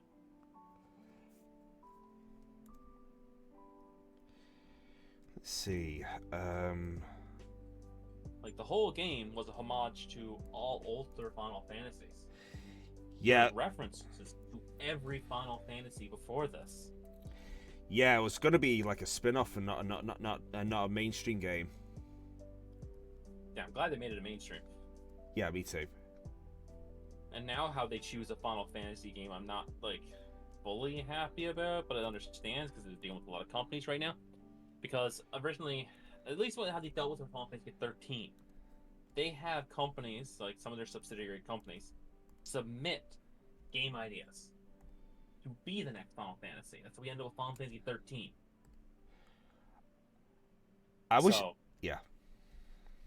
there was another game that came out that was a part of that submission list. So you had 13, the beginning came 13 Lightning, but Lost Odyssey was also submitted to be Final Fantasy 13. Oh, okay. I didn't know that. But it didn't get picked. Which I'm glad it never. It would have ruined it. Lost Odyssey is fan-fucking-tastic. And if you were to put a Final Fantasy name on it, it would not be the same. Yeah. There are some games that are better if you take the Final Fantasy name from it. 13 is not bad if you remove the whole Final Fantasy from it. View it not as a Final Fantasy game, it's more enjoyable. Yeah, I think the Final Fantasy 13 we got just doesn't feel like a Final Fantasy game. Yes, the auto combat is probably the biggest hurt to it. Linear is annoying, but a lot of Final Fantasy has done linear aspects. Like the first half of Final Fantasy X is extremely linear. But 13, with the whole auto combat system, it really took away from things. Yeah. What about Final Fantasy 15? I think 15 is more open world. Oh, 15 is with Noctis. I actually liked that. And the first half of the game. The last, third of the game? No. No. Too much on the go, too much streamline. It wasn't enjoyable, and a whole section of map that was unexplorable. Oof. But the first half to a little over half the game, yeah, great. Going around in the vehicle, hanging out with your team, listening to music, doing random fights around, doing quests, and exploring. Yes, fun as hell, and it has the best fishing minigame in Final Fantasy. So just the usual comics experience then. But the Final Fantasy 15 fishing was so good, they made a separate game that was just that fishing. Really? Yeah. It was a deal. It's a downloadable only game. It never had a physical release. Oh, right. I didn't know that. Probably not available anymore, but it was straight up Final Fantasy 15 fishing. And it was so good because Final Fantasy 15 had one of the best fishing minigames. It was super accurate and everything. It was just so good. Yeah. It's one of the few games I played that I actually did all the fishing. Here, enjoy this new fishing game. Also, there's an RPG included. Yep. I'll be honest, I skipped a lot of the RPG to do the fishing game. I literally wanted to progress the story just so I get access to the second half of the map so I could do more fishing. Because it was so damn good. Oh yeah, I think they're going to have the fishing minigame to Zenless in a couple of weeks. I haven't played Zenless. I will warn you. I'll warn you though. It is a gacha game, so yeah. Yeah, I played a bunch of those are gacha games that I really got into a long time ago. Epic 7. Played the hell out of it. Wow. And there's furries in it.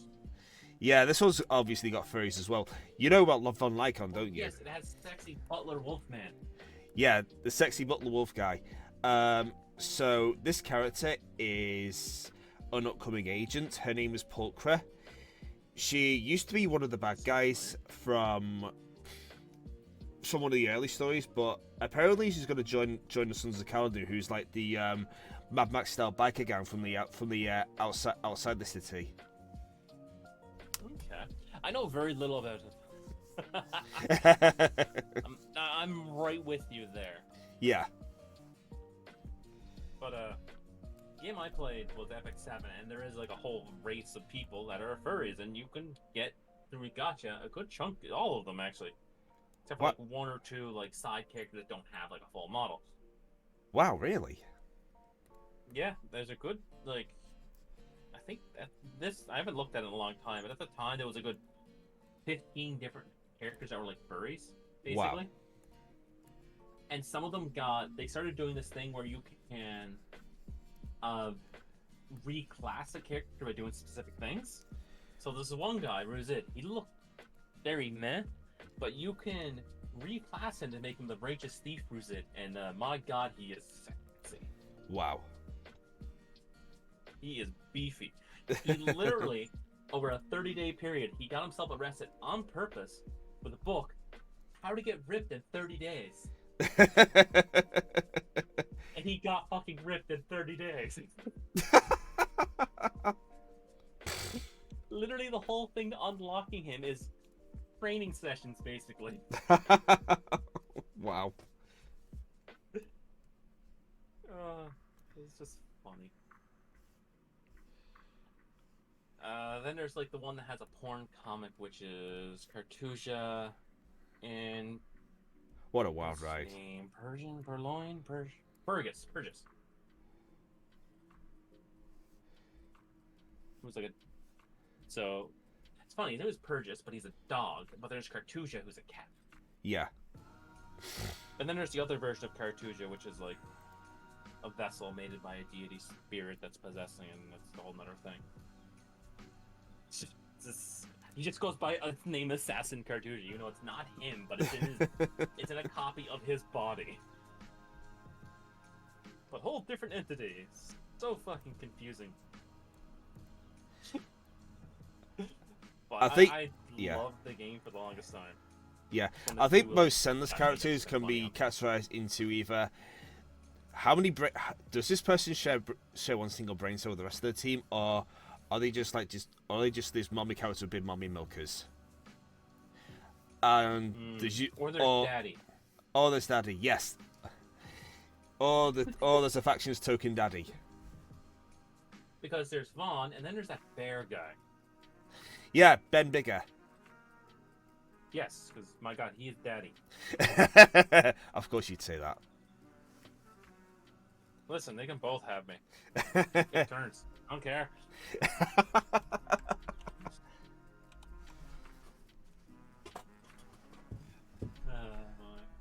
is it? I got 45 minutes left.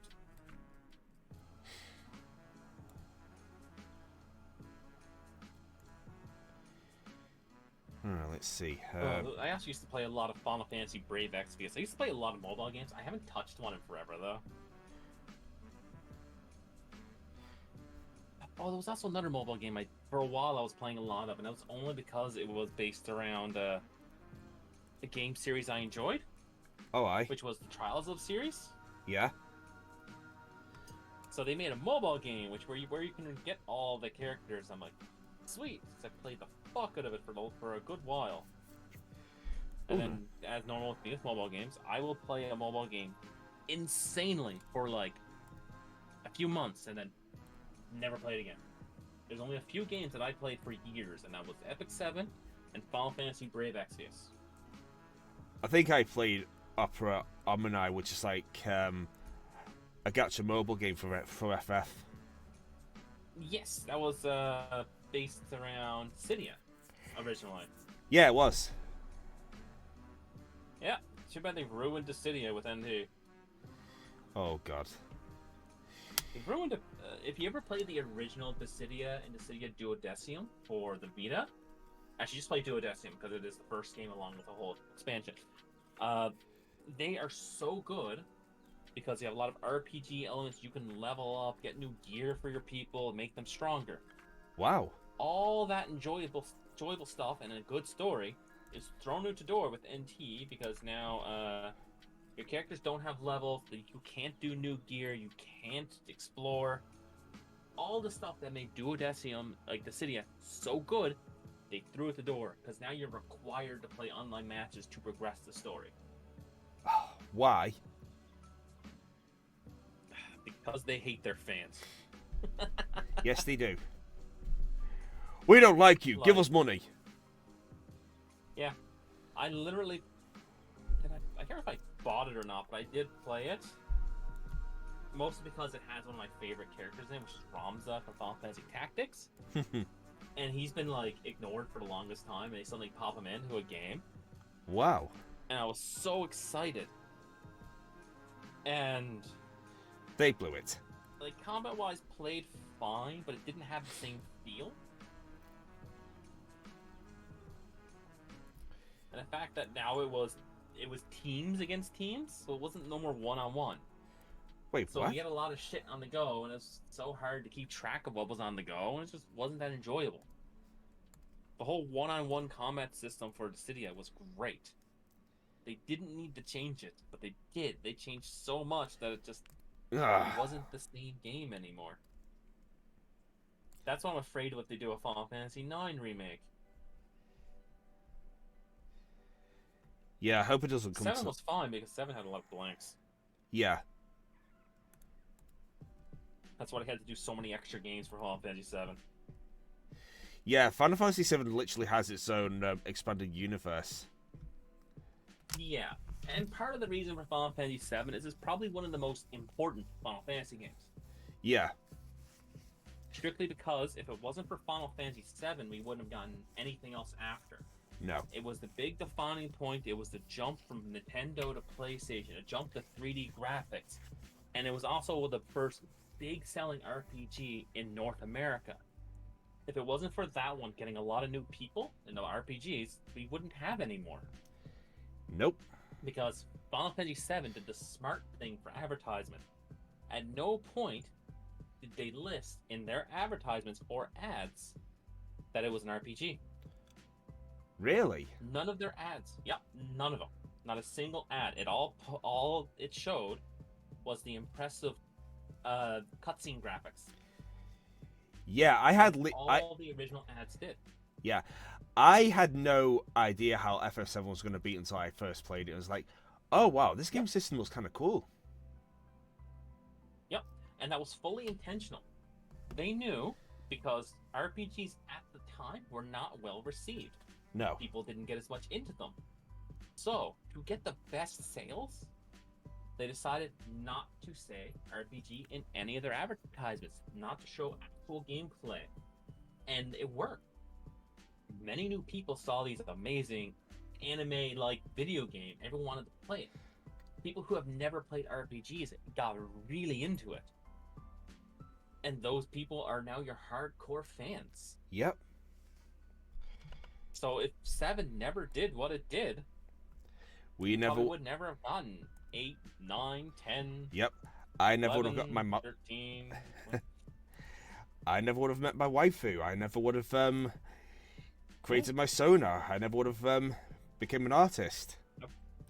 You wouldn't have had Mumbami. I'd still be probably a husky. I'd even be a furry.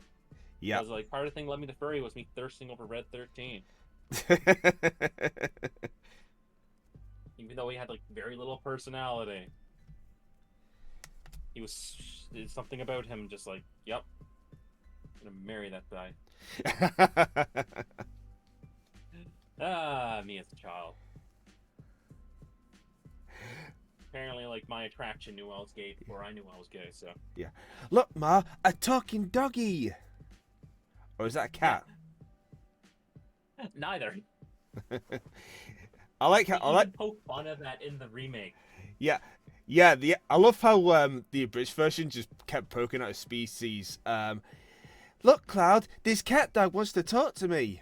Or is it dog cat? Yeah, and even when they're discovered in the remake at the entrance of the Shinra building. Yeah.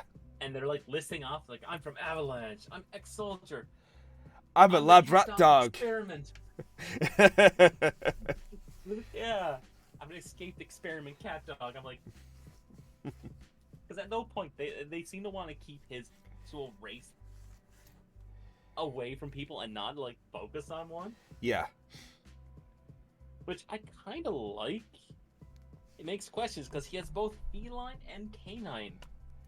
Yeah, I've actually. Aspects to him. Yeah, I've actually realised that after I played the remake, where where the high definition makes him definitely look more feline rather than just an ambiguous canine. Yeah, but there's still like certain aspects of design that is canine. Yeah. And the fact that he howls and certain other behaviors. Yeah. Like he has such a mix of traits. Yeah. So interesting. Well, Mumba, I will say you might actually like him a bit more in Rebirth, and so I'm not trying to spoil too much here, but you can actually build up a relationship with certain characters, and Ooh, you know, I can date Red 13. Yes. Yes, you can actually. I Yes. also really want to see the scene of him dressed as a Shinra soldier. Yes, that is I wanna actually see it. that so bad. Don't forget the Charizard tail. Yeah, the Charizard tail. Yeah. Yeah, he still dresses as a Oh my Shinra god. soldier in the remake. I'll try not to spoil the context as to when he dresses up as that, but it's definitely pretty funny. The way he pulls it I off. can remember how it was in the original, and he just stumbled around Yeah. making fun of like, how the heck do I do this? And apparently, I saw like clips of him dancing in the remake, and I want to know if that's real or not. I'm like, I don't have it, so I'm like, oh, my computer will probably explode if I try playing it.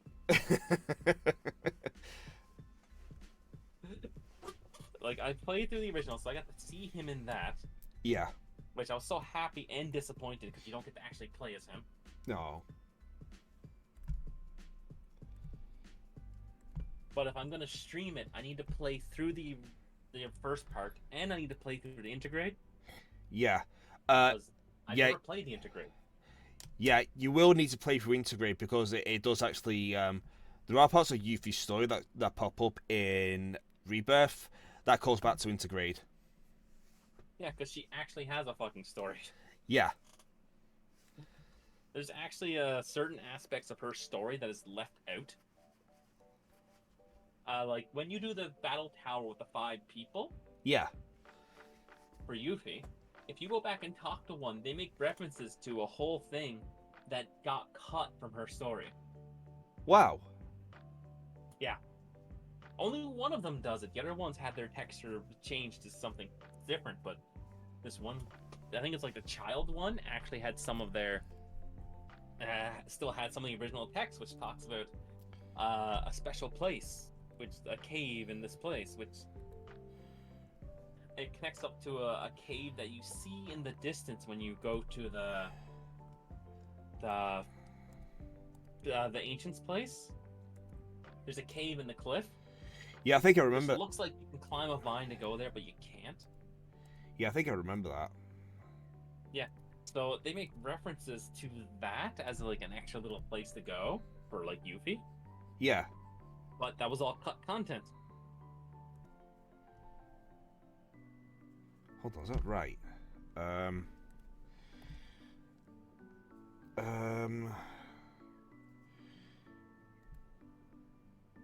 No, that's right. Never mind. Sorry, Like, the amount of cut content between, like, especially early Final Fantasy. Yeah. Like, we'll say there was cut content in 6 because there was a lot of characters that had no development because of time restraints, but they did also have 14 characters. Yeah, 6 has like a huge cast of characters.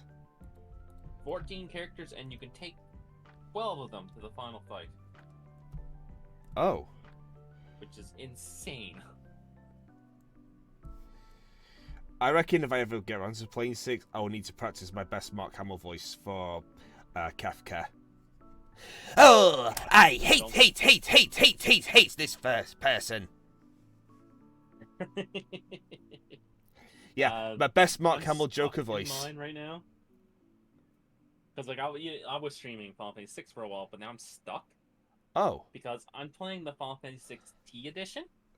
What's the T edition? It's a fan ROM hack that expands the story a bit, makes things 1,000 times harder. Oh, okay. And here I am. I've never beaten Final Fantasy 6 in the first place. Because I hate myself, apparently. I always do things the hard way. It's like when I did the fucking randomizer for Zelda. Link to the Past, and I accidentally turned on extreme difficulty. Yeah. Where I got 0 armor upgrades, shield never upgrade, sword only hit Master Sword, and that was it. Wait, you only get the Master... going around trying. Wait, you only get as far as the high as it goes. Wait, you only get as far as the Master Sword? Yeah. In the difficulty I accidentally gave myself. Yeah, So apparently you can't actually hit Ganon with the regular Master Sword. You have to upgrade it to either the Tempered Sword or the Golden Sword to land any hits on him. Yeah, I think the difficulty I had actually fixed that. So Oh. it made it so it's possible to beat Ganon. Well, that's alright then. Yeah. So, like, the game is designed to be beatable, but I got to the point where I beat a lot of the bosses. I think I had 5 of the crystals. Yeah. But in order to make progress in any of them, I had to beat a boss. And the boss was the moth guy, but it was in that room that had, like, the sliding floor with all the spikes. Oh, yeah. And he was, like, the worst character to have in that area.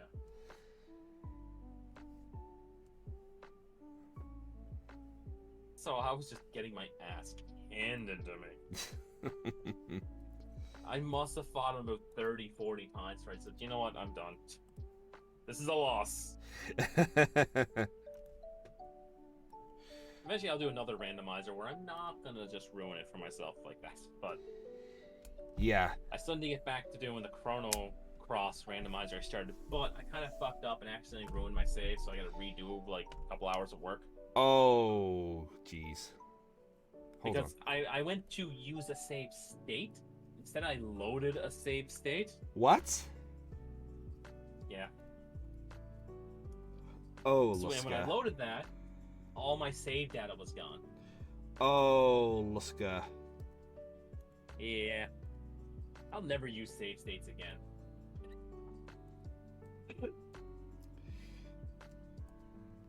Hold on. I'm gonna hold on. I'm gonna record the zipper on this. Let's see. Zipping.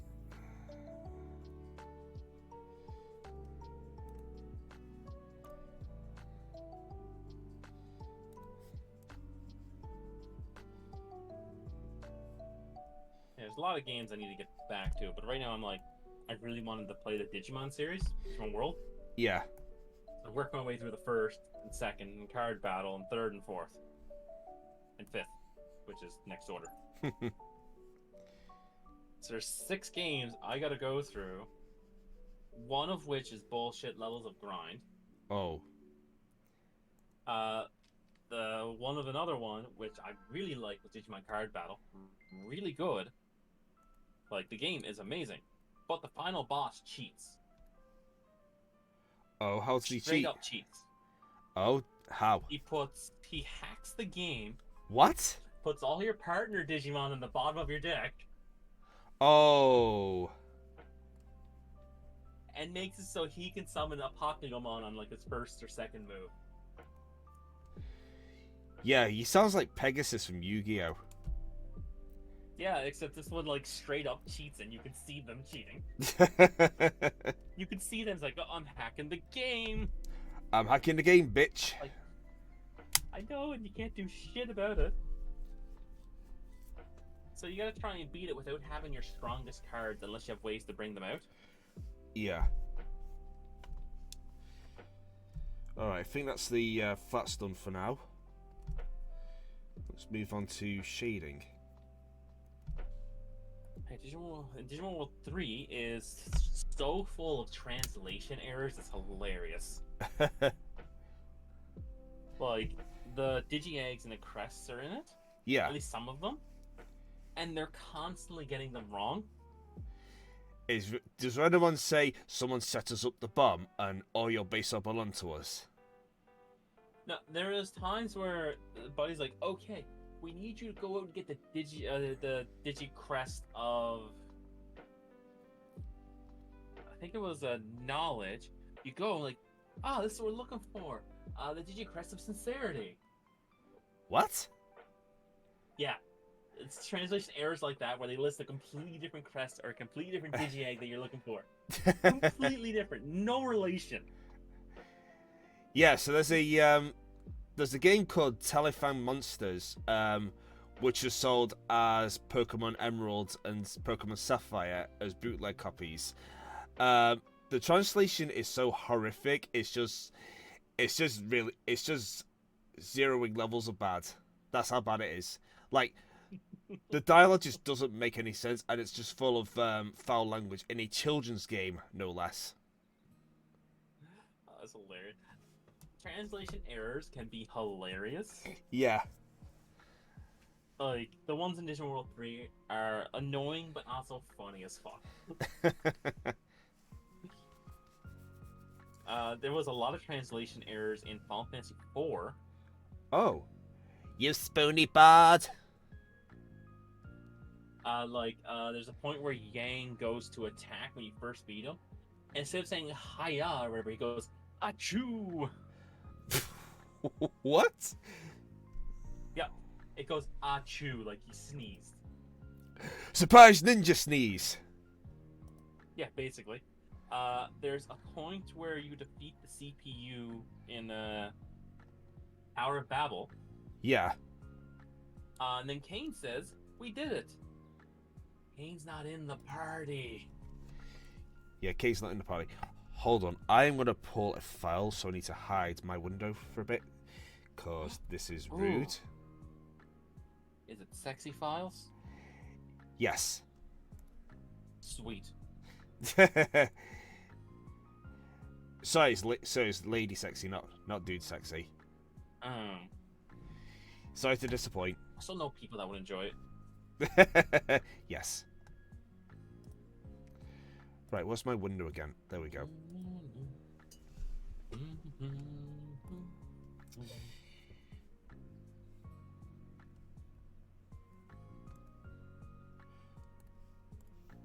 Do, do, do, do. Bow, bow, bow. Bow, bow, bow.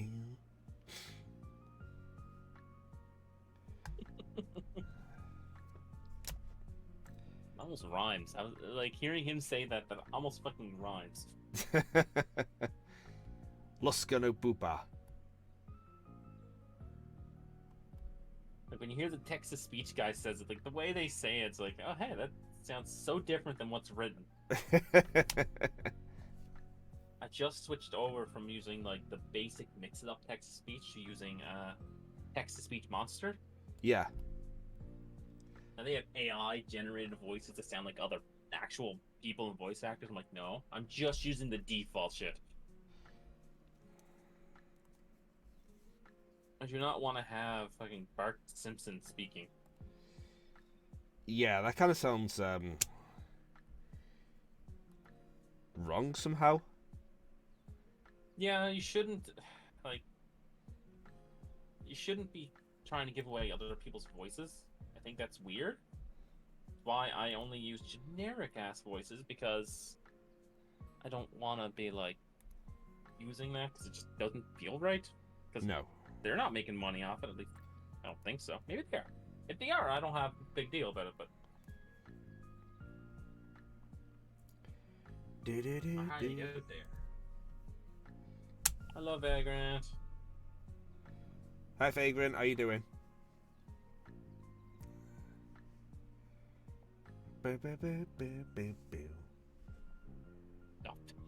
No Gordon Ramsay. I think that was actually an option I could have had, but I'm like, no. It's raw. Like, I went through the voices, like, just to see what ones, Yeah. and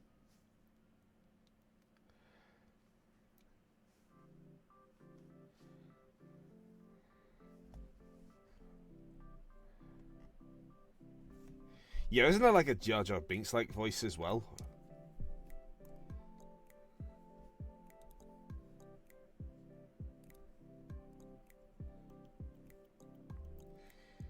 No, it did curse at you. It was like, you twat, you made the wrong effing turn. Oh my god, you donkey! Imagine a furry version of Gordon Ramsay saying that, and this donkey person just whips their head around like, huh? What? You mean me? yeah. Some of those things, but like, I can never watch Hell's Kitchen or anything because it just, I don't know, level of like hostility, even though it's played up a bit for him, Like he's not that aggressive in real life. Only Yeah. against things like basically passionate about, but still.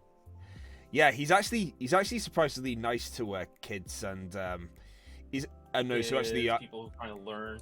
he's actually nice to kids and wait staff because they're not the ones ruining his day or abusing others like restaurant managers. Yes, he's actually a good person in real life, but I can't stand the persona he plays on his shows. I know it's played up because it gets attention, it gets views, but I just have a hard time watching this stuff. Like, there's a lot of YouTubers I used to watch. Yeah. I used to do like r/entitled parents and all that. I can't watch them no more. Yeah, I was actually I still watch r/ on YouTube sometimes. But it seems to do more. It seems to do more on my Jerk post lately than other subreddits. So his content's gonna be stale what I a like minute. is there's someone I watch called The Click. Yeah. And I love it when he does wholesome stuff or furry IRL or stuff like that. Yeah. But where like the negative ones is what gets the biggest views, I'm having a hard time. It starts messing with my mental health after a while, so I can't watch them so often. I said persona, not persona. Persona, like yeah. Just the persona that like Gordon Ramsay puts on. You know, he's a bit like that, but he's not as extreme.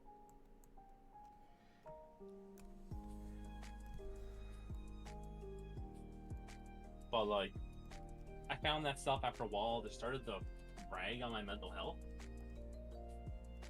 Just hearing constant negative stories, even though a lot of them do have positive outcomes, just constantly hearing them all the time.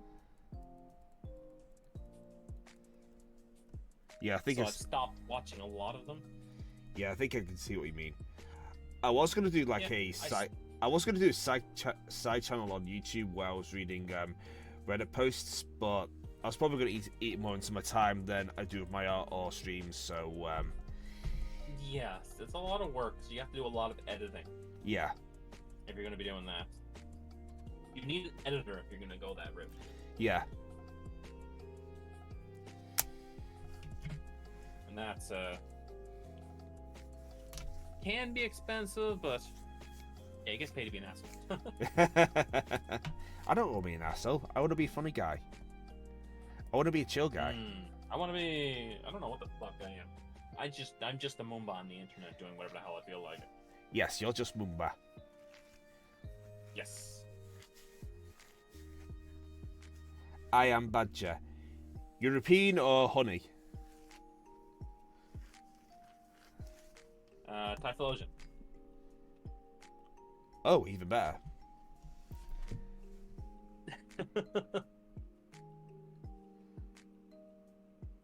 Have a good Reaper. What?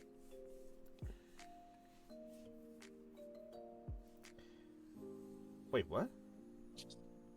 I don't know what you meant by that. That's also my roommate, so. Oh, I see. Yeah, Vagrant's my roommate, so he'll be joining us on Saturday. Oh, cool.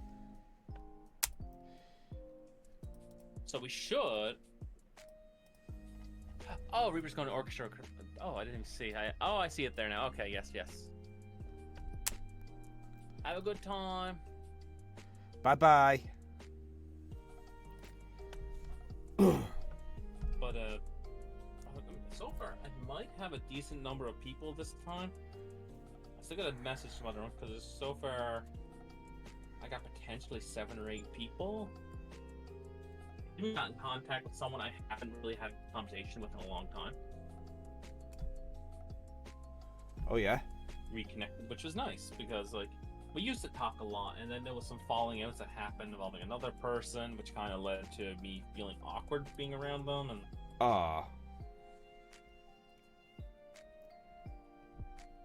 so, but apparently they stepped away from that person that was causing that issue. And oh, that's good for them. Talking to them lately. Yeah.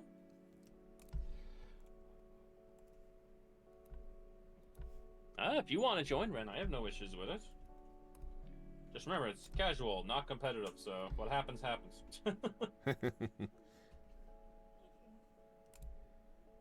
I expect to be murdered the second I step into a lobby. Because I might pick up some other games to play, but that's if other people have the game or whatever, because there's a few games I want to play, but there are also games I don't think anyone has. One is the reporter one. What was that? You got a Biotic Factor today, yes. That was... why can't I remember the name? What was it again? Headliner. Headliner. It was the... Yeah. But basically, it's kind of like... content porn. Oh, right. You're being dropped off at a city to go and get footage of all the terrible shit happening with monsters and Godzilla and all that shit. There's even a beholder. Oh, don't forget. And you're trying not to die. I could fart on Just people seems again. chaotic. Yep, randomly farting on people. Yeah, Rameling has a farting fetish. Confirmed. Yep.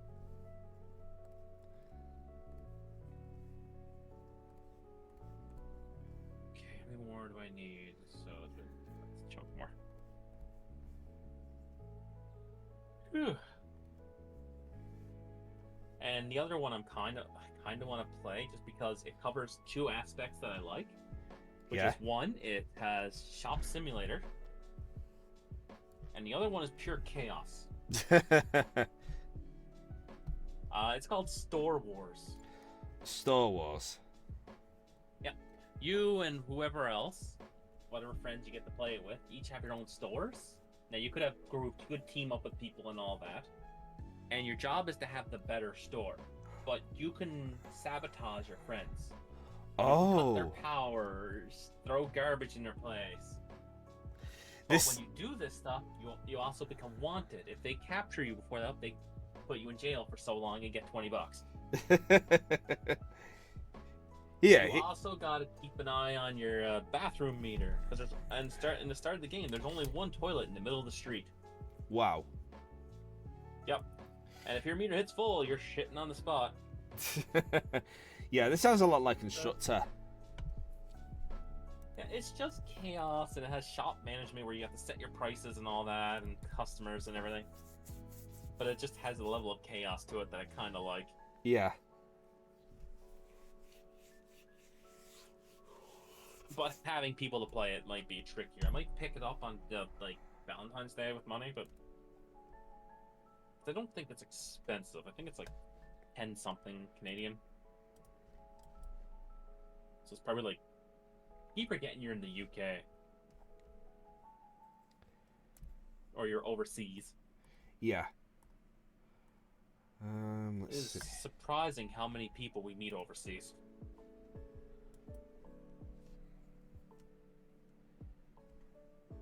Oh, that's the other side of a leg. I forgot about that.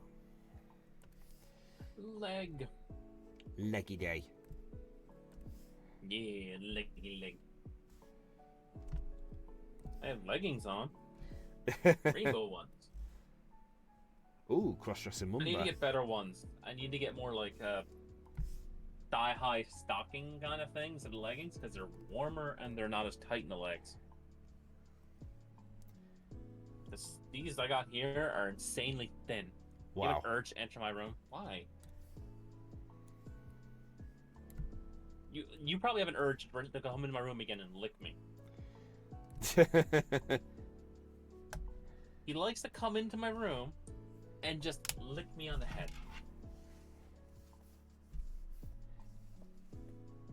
Lewd. Not in a lewd way, just because I think he likes to torment me.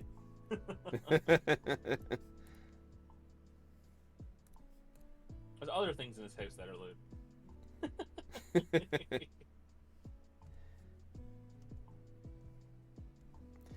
Go lick the head again. It licks the head again. It licks the head of the it licks the head of the mumba again, or it gets the hose. Jesus. Was oh, what's the name of that movie? Silence of the Lambs. Silence of the Lambs. I never actually watched the full movie, so I will I'm say, not a big like horror buff, so it does get very disturbing in some places. So you have been warned. Oh yeah. I think I remember seeing one part where I'm not sure if it's that one or if it was the Hannibal Lecter one. They're both Hannibal Lecter, but you know what I mean. Yeah, Hannibal. Because the one of them was a sequel to the other one. I can't remember. But I remember seeing one scene where he sliced someone's stomach open, pushed the cliff, and it's just the organ just fly out of him. Yeah, that scene. Yeah, balcony or whatever. Yeah, that scene was from Hannibal. There's also another scene in a flashback where he drugs a kitty diddler and gets him to cut his face off with a piece of broken mirror and feeds it to his dogs.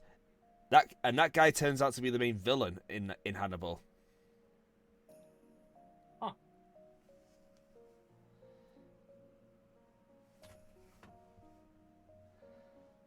Huh. No, Red Dragon's the prequel. If you like Red Dragon, I recommend watching Manhunter, which was the original adaptation by Michael Mann, the guy who made Heat. I don't want the hose, Mama. Yo! I don't want the hose. Oh. I'm sorry. Oh! Don't lower your face anymore, else you're gonna be on camera.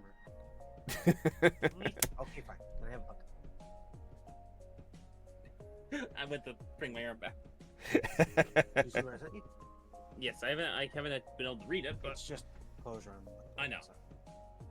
Love you too. No. Contents.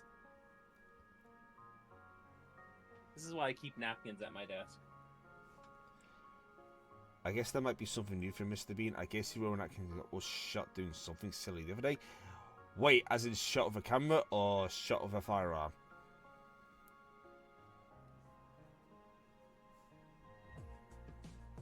Say, Mr. Bean. I was surprised to find that Mr. Bean was actually a very short series.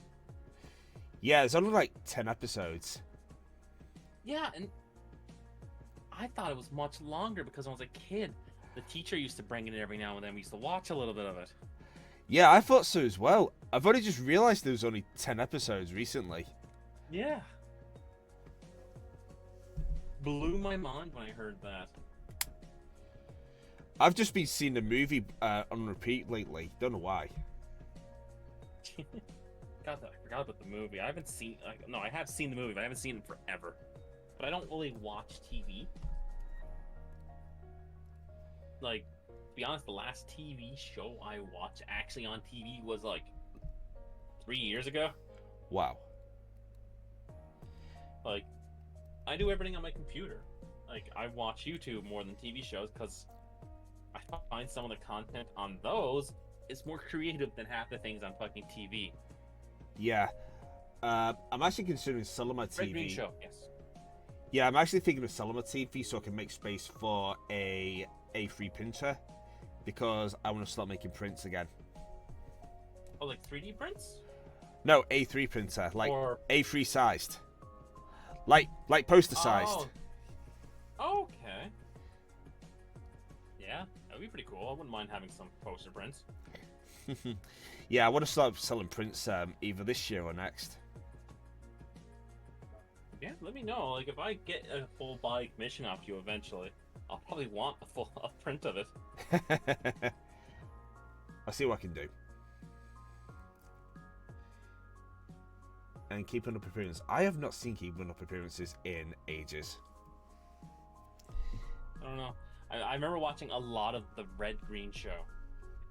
Sorry, Mrs. Bucket. No, sorry, Bouquet. I don't know that. That's from Keeping Up Appearances. Ah, well, I never watched. So, like me growing up, there was like a handful of shows I would watch, and like it was like Red Green Show, Price is Right. Whose line is it, anyways? Red Dwarf. I'll tell you what, It's the American one that I watched, so. Oh man, I'll tell you what I used to watch when I was off school. Supermarket Sweep. Oh, I remember that. If it's what the one I think it was, I remember that. I believe I've seen it. I remember watching it. Like you just had to go down the aisles, collect as much stuff for specific items or something. Yeah, that's it. They did a revival of that show a while back, like a couple of years ago.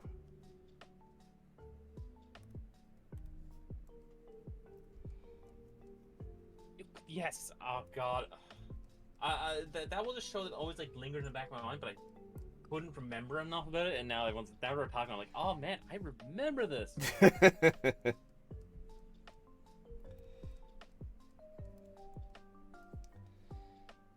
Oh man, like this is like parts of my childhood.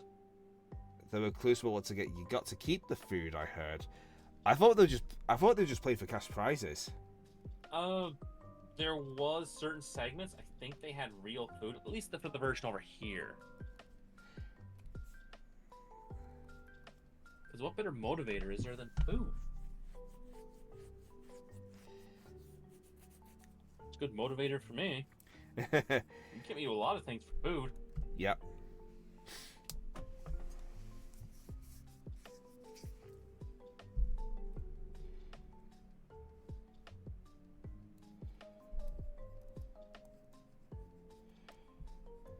Oh, I managed to get 3 necklaces done today. Oh, nice. I've just done more than I thought I'd get done. I've just done half the flats and a bit of shading. That's it. But then again, I got distracted with chatting, so. Well, yeah, that's the one thing. Like, for doing a stream like this, crafting is easy, but it's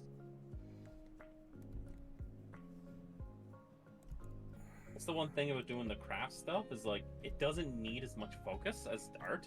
Yeah. So like it's just repetitive hand movements. So after a while, you're just like boom, boom, boom.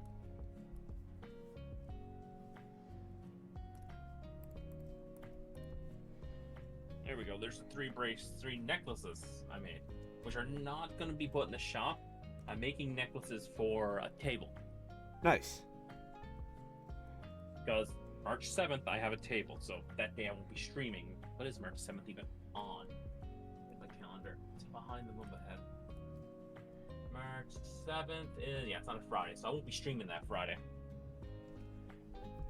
That's still a little over 3 weeks away, so.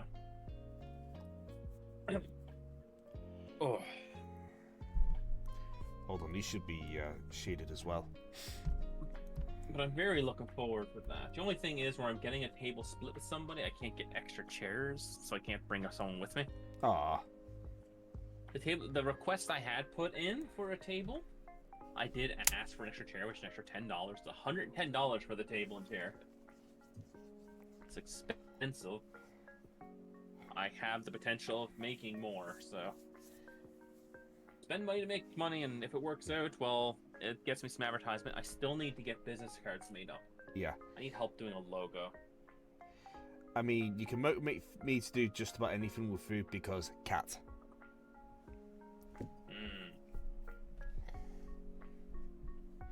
If I have my own table of just like to myself, I have the extra chair.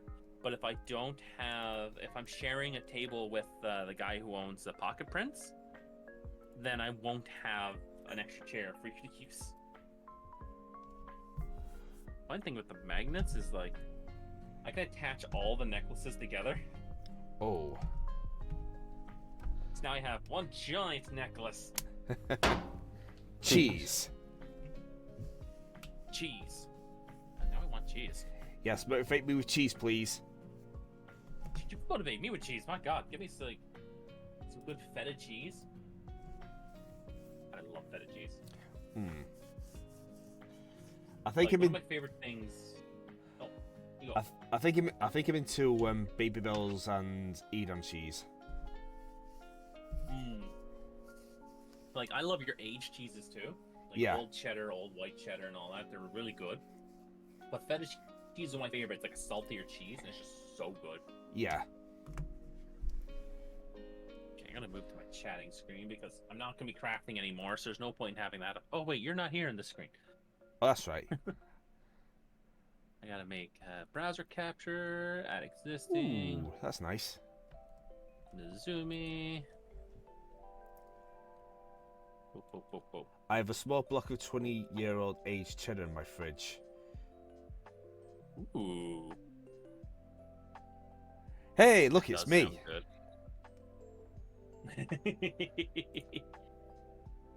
And your icon is. Oh, I don't want to do all this. And make you smaller and stick you in a corner. There you go. Yeah, I should probably All the change. circle eggs. Yeah, I should probably change that to my PNGtuber for next time.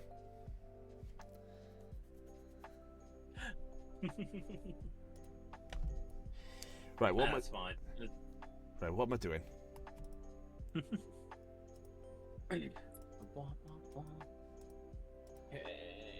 Luckily, phone battery's good because I remembered to plug my phone in this time. Last time I did it, I like checked my phone at the end of the stream. It was like 2% power. I'm like, oh shit. Oh shit. Yeah, last time I did that, I had like 10% left just for the gym. I'm like, oh god, I hope it lasts my whole workout. Luckily, if you're just using it for music, it's not too bad. Yeah. When you start using it to watch videos, like when I used to go to the gym, Yeah. I had an iPod, and I had a lot of stuff on it because when I worked at Walmart at the time, or no, I didn't work at Walmart at that time, did I?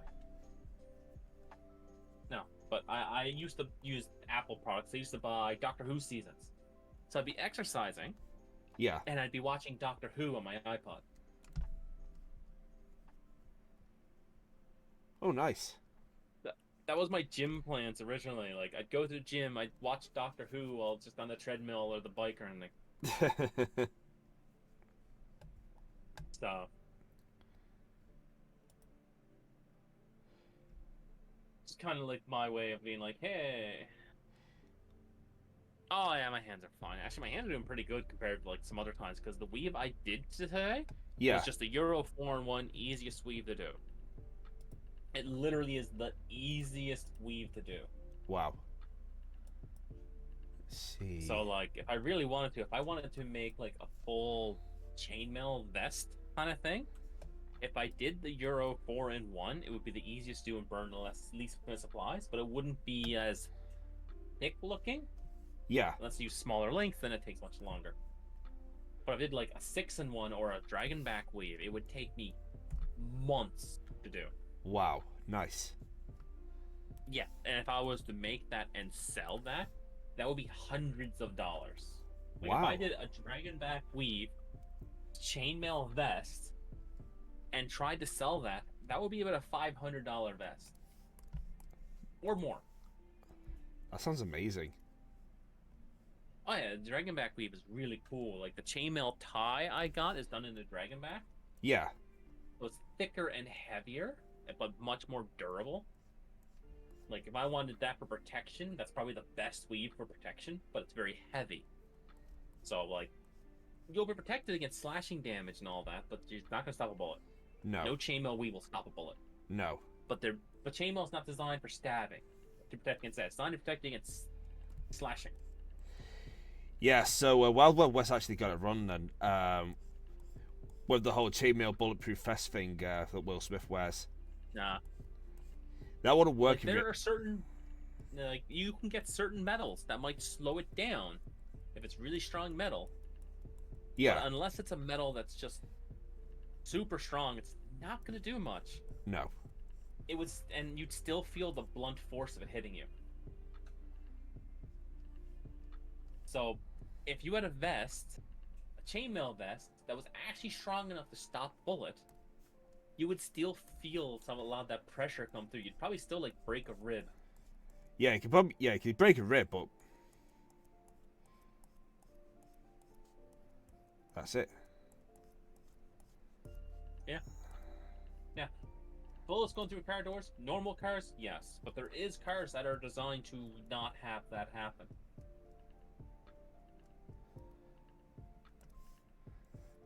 Oh yeah, it would still hurt like fuck. Hold on, am I doing that right? Yep, Kevlar vest because it's Kevlar vest basically. It lowers the impact and it diverses the impact, but it still hits hard and can still break a rib. It will knock the wind out of you.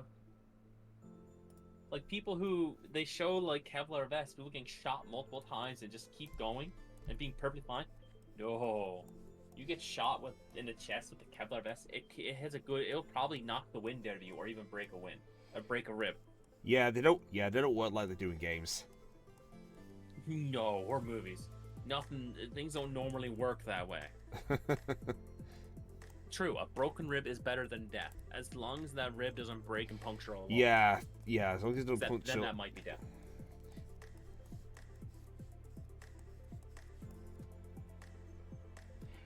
Let's take these little gloves off. Physics. How does it work? I don't know.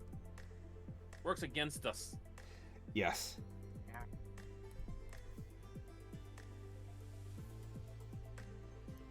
God, the jail redeem. Deafening. Goes to gate. I don't even know how loud that is for everybody else, but for me, it's like that whistle is like ah. Goes to gay baby jail. Do not pass go. Do not collect 100 Canadian dollars. God, I wish I had $200 Canadian right now. I'm looking forward to my Twitch payout because I'm getting over 300. So Oh, nice. yeah, Wait, 300? I got a 100 gifts, like gift subs and all that. Oh, More right. 100 in the end, because yeah. Oh, wow, nice.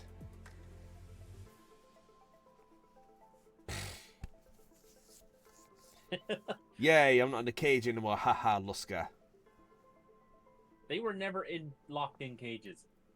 Their rooms are individual cages, and they're never fucking closed. But they love to be like a puppy and stare at the bars and think they're trapped. You ever see those videos of like a dog or a puppy inside a kennel? The door's wide open, but they're staring at the side of it that has a gate. And they think that it's trapped. It's like, when you have a screen door open and the dog thinks it's closed, you have to fake open it for them to go through. Oh, have you seen that video about the husky that howls dramatically with when it realizes that the front door's closed? Someone actually made a music video. Someone actually did a piano composition to that howling in the background. It's kind of funny. I need to show you that. Oh my god. Hold on, I need to show you that. Alright, everyone, hold on one chat. I'm gonna show Lusker something.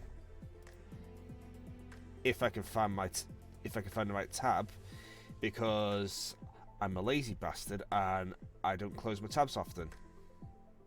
I know, I got a lot of tabs open. They're all tabs I generally use. Or I'm lurking in a bunch of people's streams. They normally have 2 to 3 streams open. Yeah. Because you can have 4 Twitch tabs, one of which is normally my Twitch dashboard. No ads. Get off ads. Okay, woo the Now, news. I can't hear your thing. I'll have to unmute your tab, but let me know when it's playing. Hold on. Where's display capture? Is this the one? Yeah. Okay, I'm playing.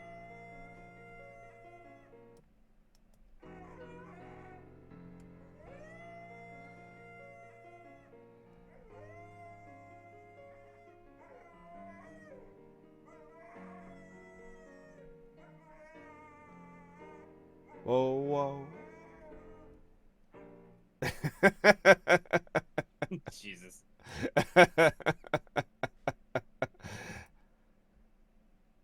Yeah. Listening to that stuff is great. Yeah, so I'll be cluing up soon. I'm just relaxing for a few minutes. Alright. Yeah, I'm probably going to call it Just soon. relaxing. Yeah, I'm going to call it soon anyway, because it's like close to midnight.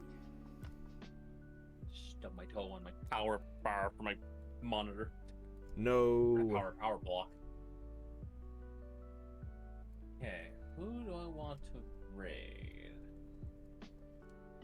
Figure I start looking at that now because there is Rin. Ooh, actually, I might do Pete the Sheep. Ooh, okay. They're a small streamer, but they do retro stuff. Like Nice. all retro. A lot of racing games. Like he does a lot of Twisted Metal and all that. Yeah. Yeah, Huskies do scream like that on the regular. They are very. Huskies are the They are- sauciest dogs. They are the most dramatic dogs out there. They are massively over dramatic, and I love it. I'm gonna post the name in my chat, so you can get the name of the person. Pete the Sheep. Pete the You Sheep. wish to go for the same thing. All right. I'll probably raid out in a bit anyway. Oh yeah, I'm gonna give a few more minutes before I even close up and raid out. Okay. I'm just chilling out and enjoying my time right now. And I still gotta figure out a bunch of programs. I've been playing Power World a lot lately, and like I was wondering why all of a sudden it was like interfering with like me watching streams and all that, like just yesterday. Yeah. And I checked, it was using 99% of my GPU Holy crap. because for some reason the frame rate got set to unlimited. Oh. So it was capturing so many frames that took up all my bandwidth. I dropped it down to 60 frame limit. Now it uses like 50% of my GPU. Yeah, because whatever. Now I also have an old graphics card, so Yeah, so some games I actually do play. It does slow my stream down to a crawl that my PNGtuber just literally stops working. I had that issue when I did what was the mana game I played? Visions of no, not was it no. What was the mana game? No, it was Visions of Mana. Yeah. Really nice game, beautifully animated. Besides a few things I don't like the when they translated, they didn't fix the mouse movements, Oh. so it looked really odd. And a few other things were odd, but the combat was great. The flow of the story was nice. It had a very like happy, sad ending. So like, hey, you saved the world, but guess what? Your girlfriend's still dead. Ah. But so you get to meet your girlfriend after you die of old age and have a family. This is gonna lead to some complex relations when you bump into the woman that had his kids, and yeah. Yeah, that's gonna. A good game.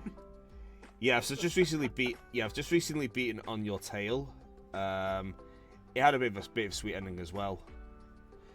But more Like- bitter than sweet. I kind of feel. I like games that have good endings or have multiple endings, like that require you to beat the game another time to see the truth. Yeah. I like that because like it gives you motivation to go back and play it. It's why I like the Zero Escape series. They're long, and the story is complex and convoluted. Yeah. But seeing stories come together and hitting bad endings to get to the good ending is really cool. Another good game that does that, if you want more of a cuter but also dark-ish game, Beacon Pines. Game is cute as hell. I did stream it at one point. I don't know if I knew you at that point. It was an early game to stream. I don't know if I knew you at that point or not. Possibly. It's a fit. I probably might have missed that game, so. Yeah. Yeah, I think it was before I started to follow you on Twitch. Yeah, Beacon Pines is really good. Beacon Pines. But Beacon Pines, if you want a really good story, it's really good. Yeah. The good true ending, I do have some complaints with, but because it ends in like a way that yes, everyone ends happy, but there's something that happened that kind of like Meh. I don't know. It kind of feels like it's going to be a constant problem. Oh, Bacon Pines, according to Shade. Oh yeah, Shade just wants bacon. But if you're planning to play it, I won't say anything else. I do recommend it if you want a good story-based, no combat or nothing, just heavy story. Okay. So if you want story, excellent. It's just a full story. It does have choices, and more choices options unlock as you do more failed story runs. Yeah. Like, you have to fail in that game. Oh, You I have to see. get bad ends to unlock the decisions or choices for other routes. Yeah. To unlock different things. What's it called again? Beacon Pines? Beacon Pines. Actually, do I still have a code for that one? At one point, I had a handful of codes for it. But I still... Actually, I might have given you one of the codes. Yeah, I'll double check. Let me check my DMs. Because when you were doing your thing and I gave you a whole bunch of codes, I think Beacon Pines was on that. No, I got... I don't have any more copies, but... No, I got Strider, Hyperviolent, Worms, DFA House of Ashes, and Buttwalker Thief of Tales. Yeah. That's it. Yeah, I don't have it anymore. I did have a couple, but I think some other people might have taken it or might have given it away and everything. But I do recommend it. It's not an expensive game anymore. I got it when it was brand new as a gift from Baku. Oh, and nice. I streamed it, and, like, story, I love. I do kind of wish there was a bit more in the ending of it, but Yeah. I love the story. And the character is so likable. Like, you're playing as a kid, so, like, you have to deal with, like, kids being Proper- kids. Yeah, But- proper kid stuff. Yeah, they're silly, but they're kids. But my God, the things that happen in it is like, no kid should have to deal with this shit. This is some heavy emotional crap, and I love games that can have a good emotional, heavy moment. Yeah. Was that game you were playing before? The detective kind of thing. Oh, On Your Tail? Yeah, how was that after? I don't know if you've beaten it or not yet, but Yeah, I've beaten the game. It's pretty good. The ending did have a bit of a bittersweet ending though. Okay. So I remember seeing that game a long time ago, and I was like, huh. The narrator was great in Beacon Pines. So Beacon Pines is like a narrator Yeah. that goes through certain story aspects. Like, anytime you're starting or hitting key decision points or hitting a bad end or even a good end, the person will speak saying, "Oh, that was a terrible ending. We can't let our story end like this. Let's try this again in a different." Or like, "This was a good ending, but I think we could do better." Wait, that sounds like what's it called? Stanley Parable. Kinda, but like not as like. Stanley Parable had a lot of fourth wall and weirdness to it. Yeah. Oh, here we go. Full Poker says, does it even do the Stanley Parable narrative though? It doesn't go to Stanley Parable levels, but the Stanley Parable is very It's so, constant. This narrator narrates at certain key points, not just constantly in your ear. yeah. I kind of feel like Stanley Parable is like a parody of these choice games. Oh yeah, it's what was it called? Baku knew the name of it. A walking simulator. Yeah. Yeah, it's more walking simulator. Yeah.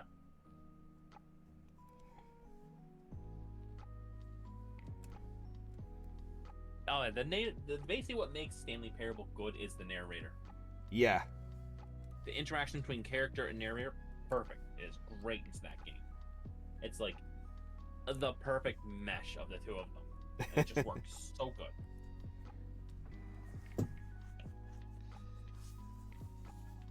Hold on, am I doing the shade on that belt right?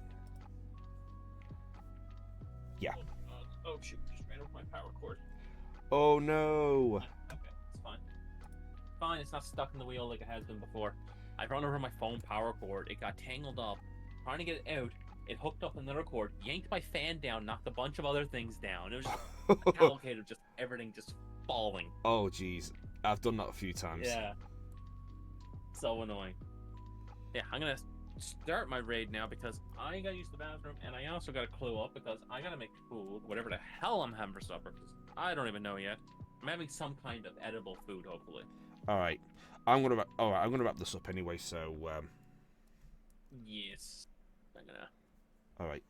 So I'm gonna leave it here for now. We'll carry this on next week. Not sure if it's gonna be Monday or Tuesday. So I'll probably post it in upcoming schedule next week. Yes.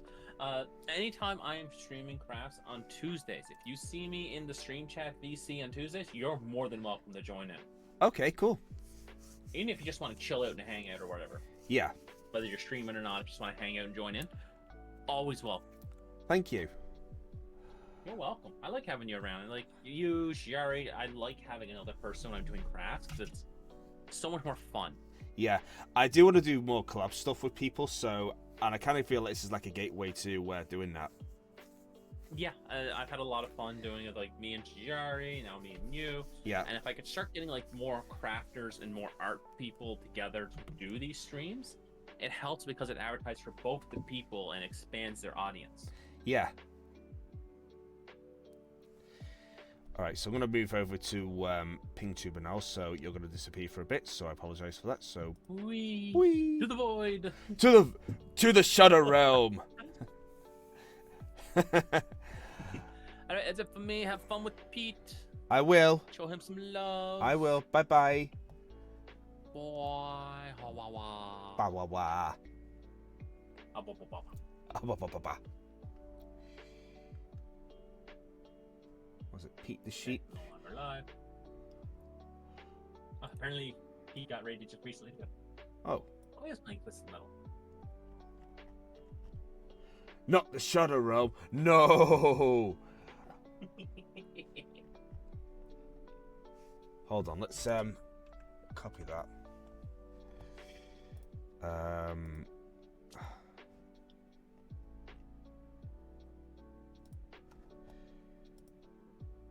Alright, I'm gonna head on to Stream Manager and wow, 11 share viewers, nice.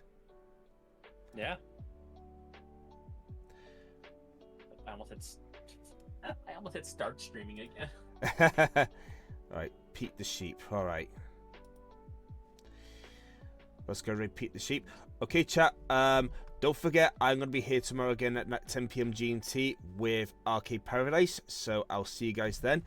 Don't forget to check out my Discord channel. You haven't done so already. And also, I have a Blue Sky account. So make sure you follow me in that as well. I'll be posting live notifications there. Either way, thank you all so much for coming. And I shall see you guys next time. Bye. Thanks for coming. Ah wah wah.